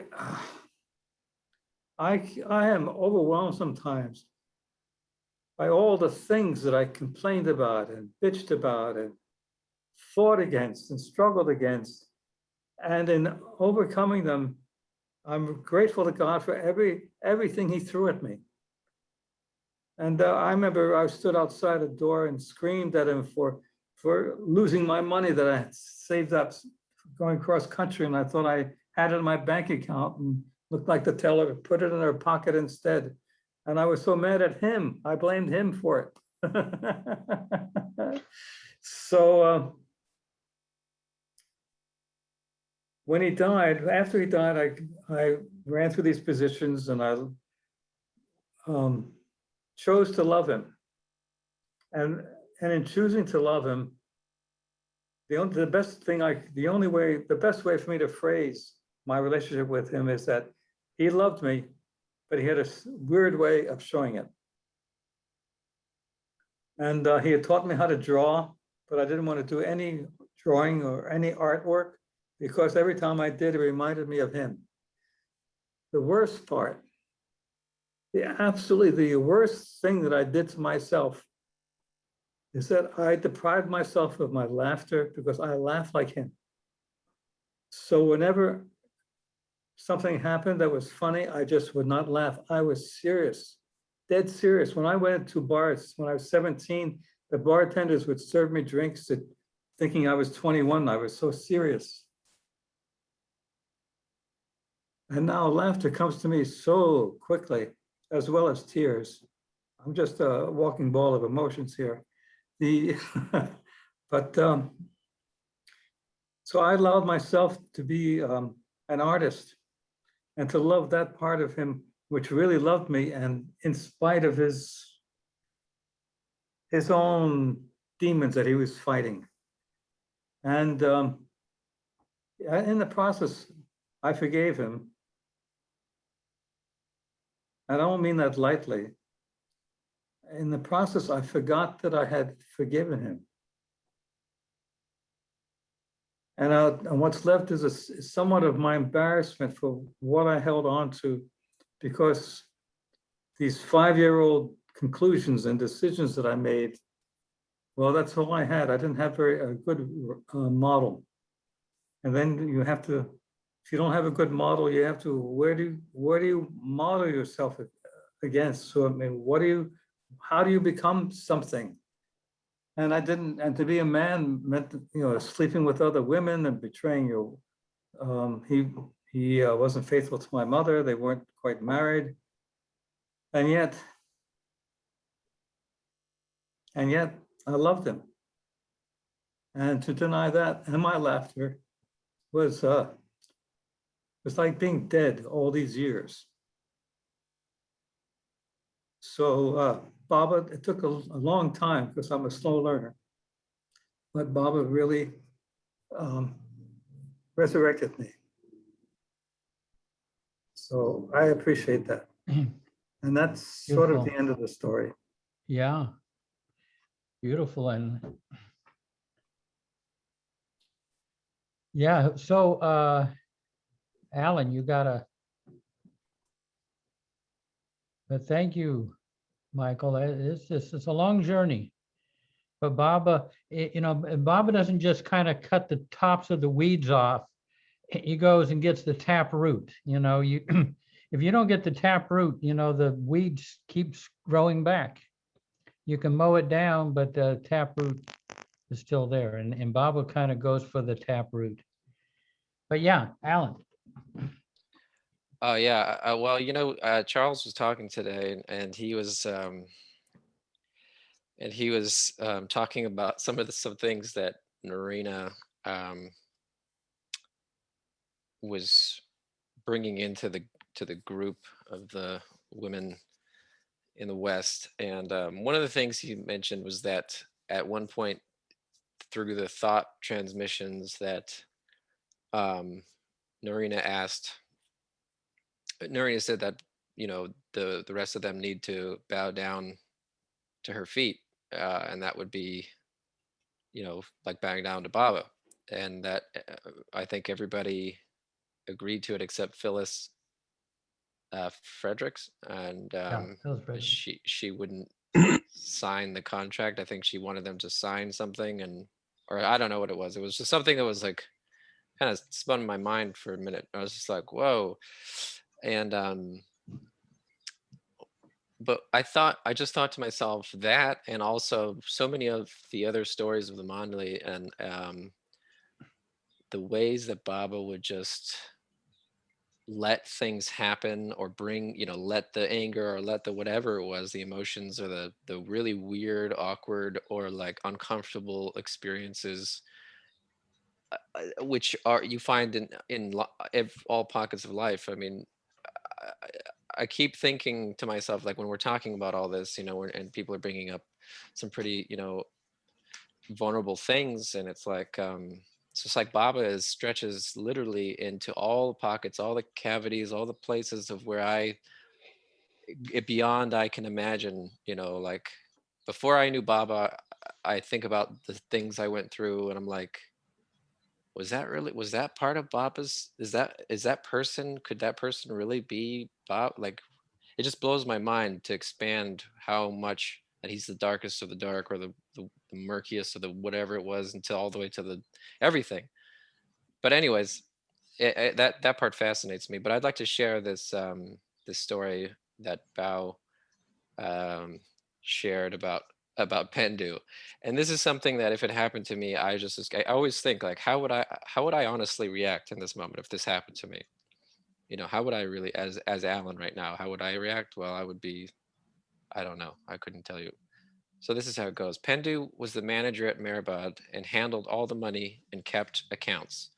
On one occasion, Datu showed Pendu's account book to Adi Sr., who complained to Baba about the accounts not being regular.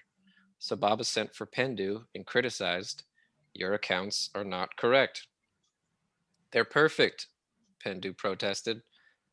"Every item in the account should be listed separately," Adi pointed out. "Do banks have different coffers for their money?" asked Pendu. "The money is kept together and accounts are written separately. Similarly, I too have kept the accounts separately." His reasoning upset Baba, who spelled out to him, "You're quite loyal and none can ever doubt your faith. But you don't know the first thing about accounting. What Adi says is true." Baba went on lambasting Pendu in front of everyone, and Pendu grew very angry. But he stood still, listening to what Baba was dictating.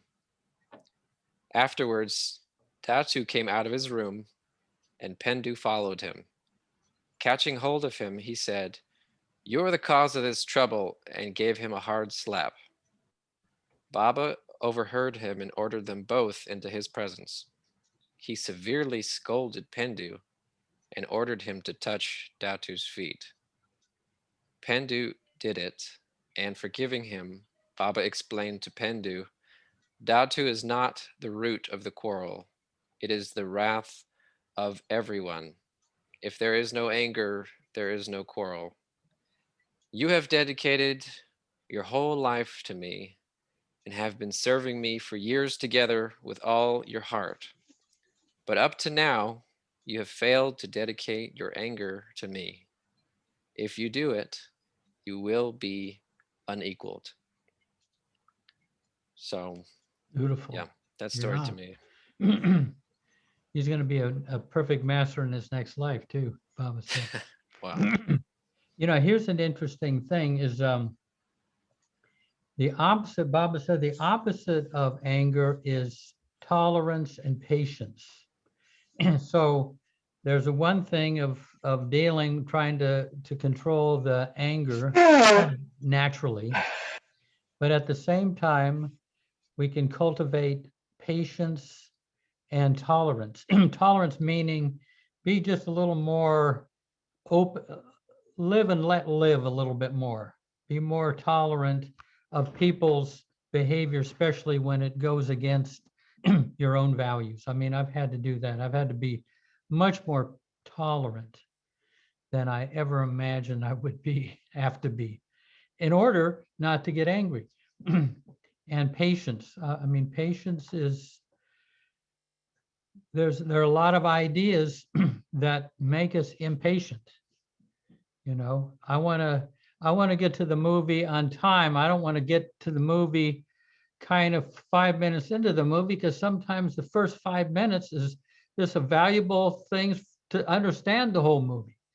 You know, but there's certain people like, oh my God, they show up late and you're trying to get to the center, you know, trying to get to the movie on time, and you missed the first 5 minutes or 10 minutes. And there was something in those early scenes that was critical to your experience of the movie. And you have to let go of stuff like that. I mean, it's just, and Baba did a thing with me, although I don't want to go on because I want to find out what Lanita has to say. But I used to kind of watch these football games and basketball games, critical games. And just when Yeah, I'd be here at the center. I had like a little TV in the back room. And just at a critical time when I wanted to, of the game, the most serious, the last 5 minutes of the game, I get a phone call. And I have to leave and go in the other room. And at the time, the conversation's going on 5 minutes, 10 minutes, I come back and the game is over. And it just happened again and again. It was just a joke between Baba and me, like, Baba, why did you do that? This is the finals. This is the NCAA tournament. Why? Anyway, Lanita, have you been listening to all these 12 angry men kind of guys? Yes, What do you? I'm listening very careful. And I have to say that I am the worst of all. I don't know how to control my temper, my anger, nothing. I haven't learned anything yet. Hopefully Baba will help in my next lifetime. Anger is the worst. I know the anger is like when you master anger, you go to heaven. But I guess I'm not going. You're going to hell, you mean? I don't know where I'm going, but to heaven, I'm not going. I know that, the thing about anger is it gets you tied up and it spoils things, even if you get angry at somebody, then you got to deal with that. Yeah. I was listening to what Alan was saying about Pendu. I was like, oh my God, this is like, no wonder they're living with Baba and I'm not. It was like going through fire. That's why they say, living with Baba, it was like living on the fire. Yeah. I can't even imagine how to have to deal with that, When Baba in my daily life, it's go ahead, hard to. No, in my daily life, like anything can trigger, and it's very difficult to be able to control and. What triggers it most? I mean, when someone feels that they're treating you unfairly or betraying you or not being honest? All of the above. All of the above. I mean, it's funny, we can laugh about this, but when you're in it, man, it's the most serious thing on earth. I know. When you're in it, it's like, ooh, it's fire. Yeah. I will get there one day, slowly. I'm doing this thing now that because rain, is RAIN. Is this thing that the R means recognize. Just recognize what's going on. The A is to allow, whatever it is, to allow be there, whatever emotion is. I is to investigate. And N is to nurture, to have a compassion for yourself. Yeah, beautiful. Just recognize the feeling and allow the feeling be there, because the feeling is there anyway. You can go up, you can jump on it, jump above or go around. You have to go through it. No, there's no other way. You have to recognize that's there. That's one way to do it. That I'm working on that now. And then and you allow to be there, the feeling, just allow, because it's there anyway. So if you allow, if you fight, you stuck with that. That's what I'm going through now. If you fight, you stuck. If you allowed, you see, like you invite for a cup of tea, Come over here, my anger. Let's have a cup of tea. Let's talk. Okay, I'm going to investigate and a lot of things, a lot of times for me, underneath of these feelings are fear, it's fear somehow. And then, and that's the investigation. When you go deeper in below that, the anger or the jealousy, and it's fear there. And fear is lack of faith for me, when I'm afraid, I lack of faith in Baba, and in his will. I don't trust him. I don't trust his will for me. So I'm scared, I'm afraid, I get anxious and I get angry and I get jealous. And so just allow this. It's hard, this is like the hardest thing to do, allow to this be there. Just allow, not to fight, not to try to get rid of, not to try not to be there. Sometimes you feel this thing was like, oh my God, I don't want to be here. I don't want to feel this. Why I'm feeling this, And then, and hopefully, this is kind of is helping. I'm just, I just started to do this, this kind of investigation with my feelings. But hopefully something good is gonna come out of this. Yeah. No, but and the important thing you say there is self-nurturing or compassion for yourself. And I guess compassion for those who trigger these things, if it's someone else, Yeah. But because, I'll tell you, I mean, one of the things about nice thing that Baba would do, he didn't make such a horrible thing about anger. And so when he would be down with the men at Lower Mehrabad, and when he can't come up to up on the hill where all the women were in the afternoon, he would go like this. He would go like this, which would mean, okay, what's the fight today? Who are the two? Who are the ones that are fighting? And and it was very obvious that people knew exactly who were at loggerheads. So he'd get them up, and he'd let one of them speak, and then the other one would speak, and the other one, and this would be the entertainment, rather than being something that's horrible and wrong and terrible, And so they would go at each other, and then Bob would say, "Now you embrace." And I remember Ronald Gailey saying, the longest journey she ever took was that, 10 steps over to have to embrace somebody.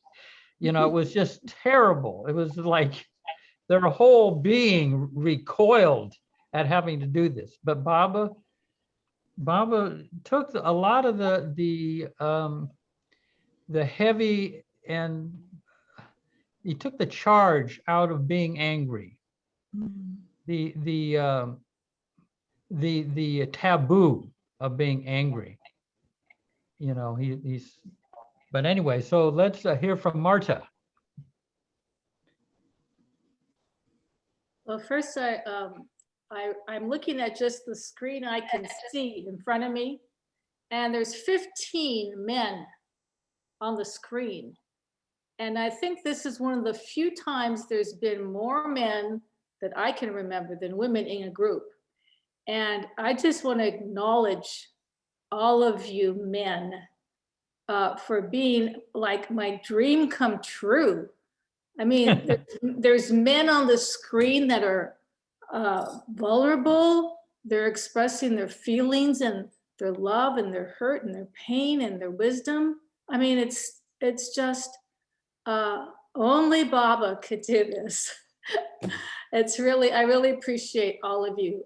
I appreciate your vulnerability, Michael and Steve, to talk about such vulnerable things and be so open.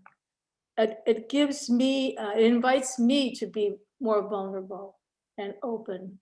And it also brings out watching myself react to what you said, because a couple of things in my life have been around violence. And if somebody's yelling or upset, I'm out the door. So it just is, it's a beautiful circle of learning and vulnerability. What I wanted to ask the group, it seems like the few times I've really gotten angry, it's been like in a split second, it's just like, pow! It didn't have any, incubation or thinking, or somebody said something or did something. And I felt, first it seems like I felt hurt, but then the anger kicked in really fast. And then the other thing Jeff mentioned was pride. So I was thinking about the few times I have been really explosively angry, and it's been always very quickly. And then afterwards, I pick up the pieces and apologize. But I think that you're onto something, Jeff. I think that a lot of it was coming from pride. And the pride with me, it seems repetitive, is I love you so much. I have done so much for you. I'm here for you. How could you fill in the blank? How could you hurt me? How could you leave me? How could you say that about me? How could you do that? That seems to be my my lesson to own and look at. And then I ask myself, okay, when I respond in that way, what do I need that caused me to react in anger? What do I need deep inside? Not like, oh, how could you say that? Or why didn't you love me? Or why did you leave me? But what did I need? Because every response in the negative I feel for myself is a need that was not met in me. And I'm trying to get it filled up by the other person. And I think that quite often the need is to be appreciated, to feel that I'm loved, I'm seen, I'm heard. I think those are really, those are kind of the main kind of things. Appreciation's top on the list. So it's just a matter of, okay, how do I own that and give that to myself? How do I give that appreciation to myself? How do I give that love to myself? And I think it was really beautiful, Lenita. I think that, Lenita, you are on the road, the path. I mean, what you presented was beautiful. And it was a beautiful rain. That was, yeah, you're on the path, girl. I think you might make it to heaven yet. Yeah. But the back wall has got these fist marks through the drywall, but. No. No, what you said beautifully. I like what you said, Mark. Sorry, Jeff. I like when you said about at least our appreciation. Mm-hmm. What do I need? That's part of the work. One time we sit and ask myself, what do I really need?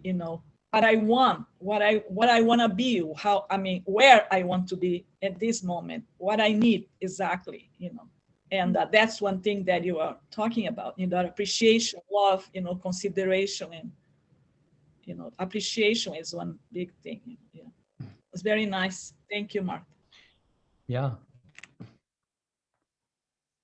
And in any gathering, there are going to be people who don't appreciate you at all, and have to live with that fact. It's a fact, But anyway, Alan. Oh yeah, I just I really appreciate what you just shared, Marta, and I really thank you very much for that, and just that reflection and those points you were covering. I for some reason, I don't know why, but when you were talking, I just was like reminded of the fact of when I go out in the world now, because things are opening up and I'm going out in the world and I'm seeing people driving And seeing these really angry faces and people cutting other people off and kind of chaotic energy, and feels very, brings up like it just feels like there's a lot going on. And even with my work, like I was mentioning, I can be overwhelmed and overcome with just feeling very overwhelmed and pressured and scared. And if I do not make the effort to really reach for Baba, like really, and I don't just, like not just think about him and repeat his name, but like I have to look at his photo. I don't know about anyone else, but I have to look at a photo and then look into his eyes, and I just have to do whatever I can to have some moment, whether it's in a day or a few days, every few days, where it's almost like a snake skin or something coming off, when I'm really kind of giving this, the only time I ever actually in my present life feel actual peace. It's the only time I actually have am feeling, and I experience, not feeling. It's not a feeling anymore. There's no more feelings. It's an experience. It's the experience of like taking refuge in total that just peace. I don't know, peace and that unconditional love. And yeah, I just think that it's something that Eric said as well. It was really important. Was like all these things that you guys are talking about, everything that you guys are bringing up. It's like this is all like a language. At first you have to learn the alphabet, and you have to learn what A is and B and what goes with what, and how to spell apple, APPLE, and you have to put it together, and then you can start to form sentences, and then you can start to form ideas and paragraphs with the sentences, and then you can really start to have some knowledge about some things. And he was just describing just like that, all these people that were throwing all these questions at him. He's like, takes time, and you are definitely, when you're with Baba is surely, in his own very beautiful, succinct way, showing you so perfectly perfect for you how to make it through those exact challenges and obstacles that will take you closer to him. Because now that we're in his net, it's just like there is no escape. There's no escape. Yeah, so that's, for me, I try to hold on to that as much as possible to come back to those moments of refuge and really making that effort to do such, because I can really think that I'm doing something and going somewhere for me, and that gets me in trouble for myself. I'm not talking about anybody else. I'm not talking about what anybody shared or anybody's thoughts. I'm talking about my own experience. Like I can really, me, Alan is Alan. I can think I'm like making progress, and then I realize that I slip, and I am hard on myself and hard on other people, and so I don't know. I just have to keep reminding myself to do that with Baba, to focus on Baba, bring it back to Baba. Jai Baba. Yeah. Hey, I want to mention again, I mean, I should have mentioned it earlier. I did that tomorrow, Tuesday night, I'm going to interview Marwan Mystery, who grew up with Baba, and his family goes all the way back to Chanji, Baba's first secretary back in the 20s. So, and he wanted to be interviewed, so I'm going to interview him, but have some questions. Very good at answering questions too about life with Baba. But he's got some very entertaining aspects of his life. So, Michael. Right. In response to what Martha said, and Lenita, and Alan, not as directly, and to preface it, I want to say that I have been consumed with the new humanity since 1968, even before I came to Baba. And I've always asked people, what is the new humanity? And I've had very strange answers. And I found that most people haven't really thought about it much. And I can practically picture the whole thing in my mind, at least the essence of it, not the particulars. How it expresses itself is unknown. But I asked Tao, same question, what is the new humanity? And he said, a self-aware humanity, self-aware. So what we're talking about here is self-awareness. And I want to share with you something that I discovered about anger, which is like a ring of fire around spirituality, because you have to go through it to get to the other side of it, who you really are, which is love. And what I discovered is that before anger, there is like a lightning flash of fear. And the anger is a defense mechanism against fear. Fear of being attacked, fear of what other people think of you, which has to do with survival, because we're all social. We all relate to each other. We want to know, we want to be thought well of because it has to do with our jobs and our love life, and all these things are involved and interconnected. And if you don't go into anger, then you slip down into the lower levels that I discussed before, which could be depression. You know, when you, because that lower level is called disloyalty or inverted anger, whereas anger is, of course, extroverted anger. So when it goes inward, it is, I believe it's my belief is that it's the product, it causes cancer, it leads you to apathy and suicide, or it leads you to living a mindless life of crime, because there's nothing else. God doesn't exist at that point. So it's really important to watch that as you, just before you get angry, to see that spark and own it. And when you have a reaction to something that's inappropriate for what the situation calls for, like somebody cuts you off, right? I know when that happens and the guy gets really close to me, I get scared. Then, asshole, then I get angry and call them names. But the initial reaction is anger. So the mastery of it really has been, well, asshole, nah, don't say it because it's going to start a battle. And I don't particularly want to have a battle over something like this. And maybe he wasn't feeling well that day, or whatever.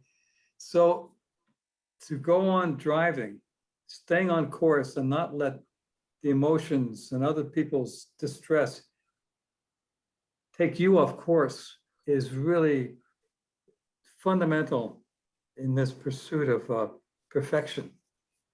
And if you have time, I'd like to read a poem that I wrote. Okay. I've never shared with anybody before.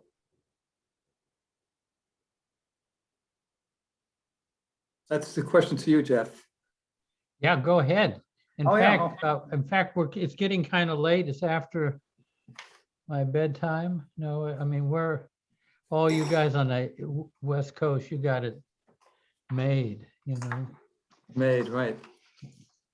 I wrote the alphabet of ghazals that I've shared with you a lot in '89. Then I went to, with my family, to the center. And I started writing a series of poems, which I'm calling 40 from the Center. And I have not really looked at them in the 30, 40 years since then. But if you've been to the center, you know that there are trees that are being strangled by wisteria. Wisteria on the East Coast wraps itself around a tree and just squeezes the life out of it. And I had this reaction to it, which I thought I would share with you. Wisteria evokes unpleasant images. I cannot bear the purple pungent flowers that hang from its arms while strangling the host that bears it. I want to hack at its roots and pry it from the trees, free them from this grip that slowly throttles them into lifeless stumps. The flowers are pretty, but at what cost? Like greedy people scrambling over the bodies of others to enrich themselves, the perfume is too expensive. The corpses still give evidence of the foul deed. The cries of the suppressed rend the air silently. A pretense of happiness screens the pile of bodies, sucked dry of joy, discarded for greed, a greed fueled by fear, the fear of soulless lives, the soullessness that sinks us all into a cauldron of destruction that will overwhelm us all, every single one of us. Michael says, God, play the flutes, bring the wine, bury us in the sweet, sickly smell of the purple flowers, obliterate from our minds the tendrils that are strangling mankind. Weep, my brothers, for we have lost ourselves and our desires. Beautiful. Hey, does someone have a final? Can I ask a final question? Not a Yeah. final thought. You had I think it was you, maybe Michael, who talked about inverted anger. What is Yes. that? What is inverted anger? It's called, you have to realize this term is arbitrary, but it's called disloyalty, where people change their minds capriciously, pretend to be a friend, and then abandon you or speak ill against you.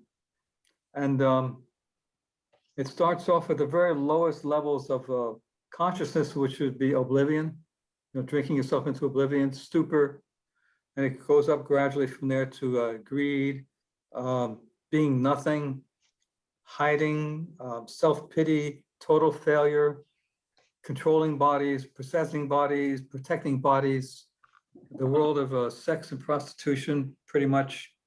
And then it goes up another wonderful layer to apathy, where you don't care that you don't even care. And then into depression and self-abasement, fear, anxiety, terror. It starts off with terror, but actually fear is a little bit milder than terror. And it goes up into an interesting level called covert hostility, where people pretend to be your friend and they're not, but they speak ill about you behind your back. And that's the lower level of inverted anger, because it's not expressed.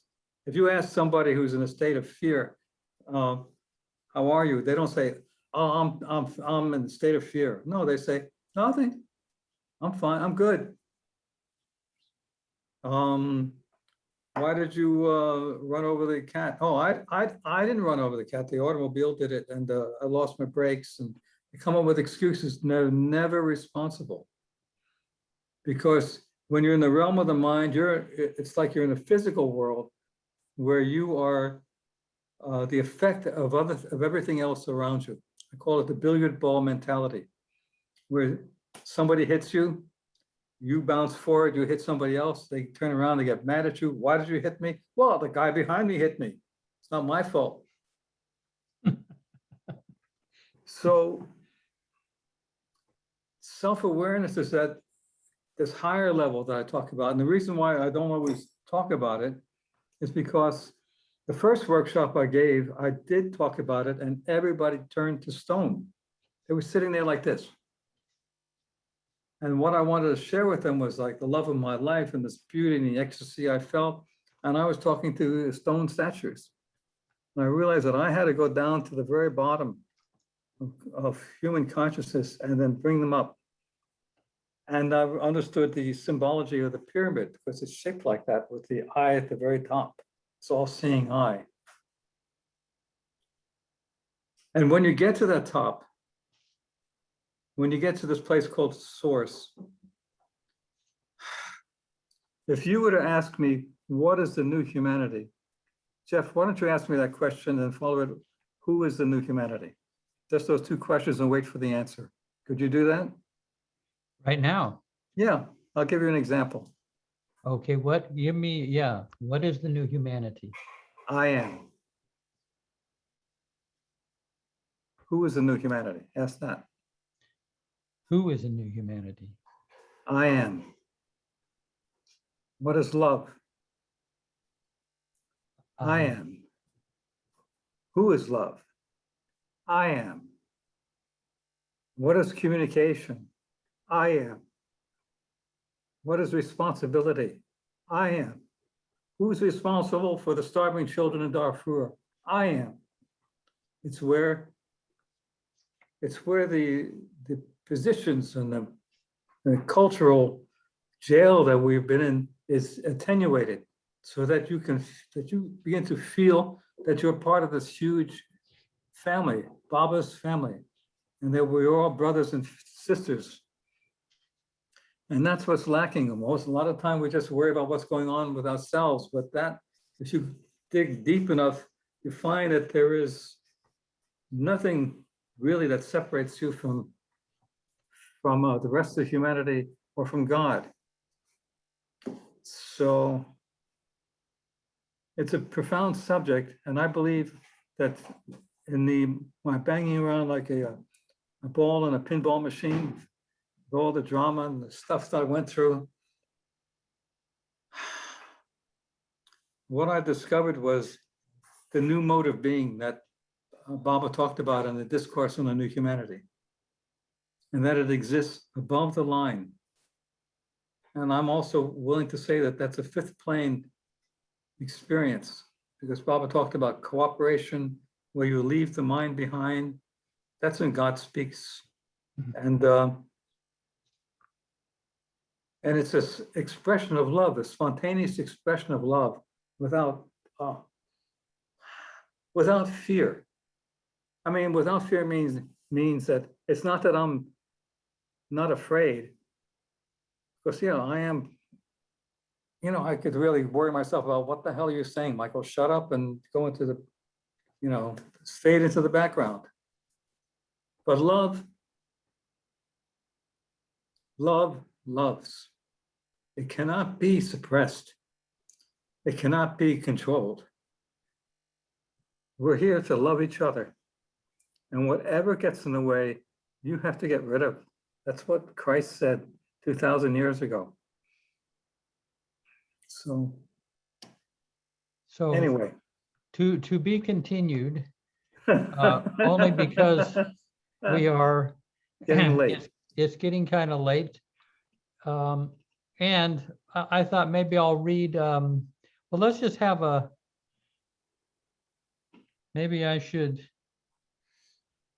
read something very short.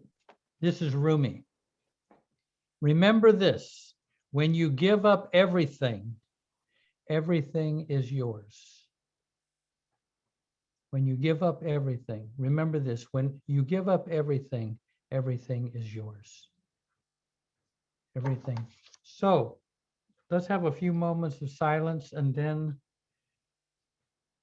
the people in California can have a nightcap, and we will go right to bed. Okay.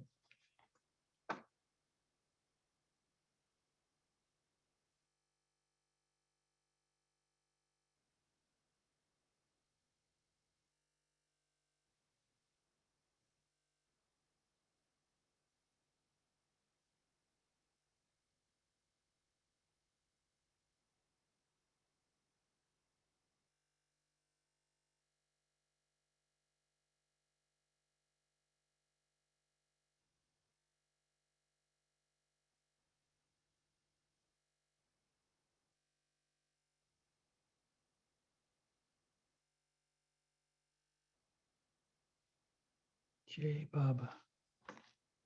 Thank you all for sharing, being so open and jumping on this. And just Thank you, Jeff and and just Michael. don't get angry, just leave here, don't leave here in a huff. Hey, Dinesh. Hi, Jeff. Jeff, yeah. Thanks for opening up the Pandora's box. Yeah. Well, I'll, like I say, Tuesday, it's going to be marijuana mystery, but maybe next Sunday we can, come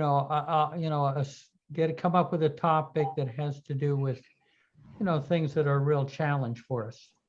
Like on Father's Day? Yeah, dealing with your father. No. On Father's Day. Father's Day on Sunday. How appropriate. Yeah. Yeah. But anyway, thank you. I mean, this is great to bring all this stuff up, because this is there's a lot of work, to get a natural control of anger. A loving Jeff. control of anger. Jai Baba. Have a Yeah, big- Jai Baba, everybody. night. Jai Baba all. See you guys. Jai Baba. Have a good life. Yeah, Baba. Obey all the traffic lights.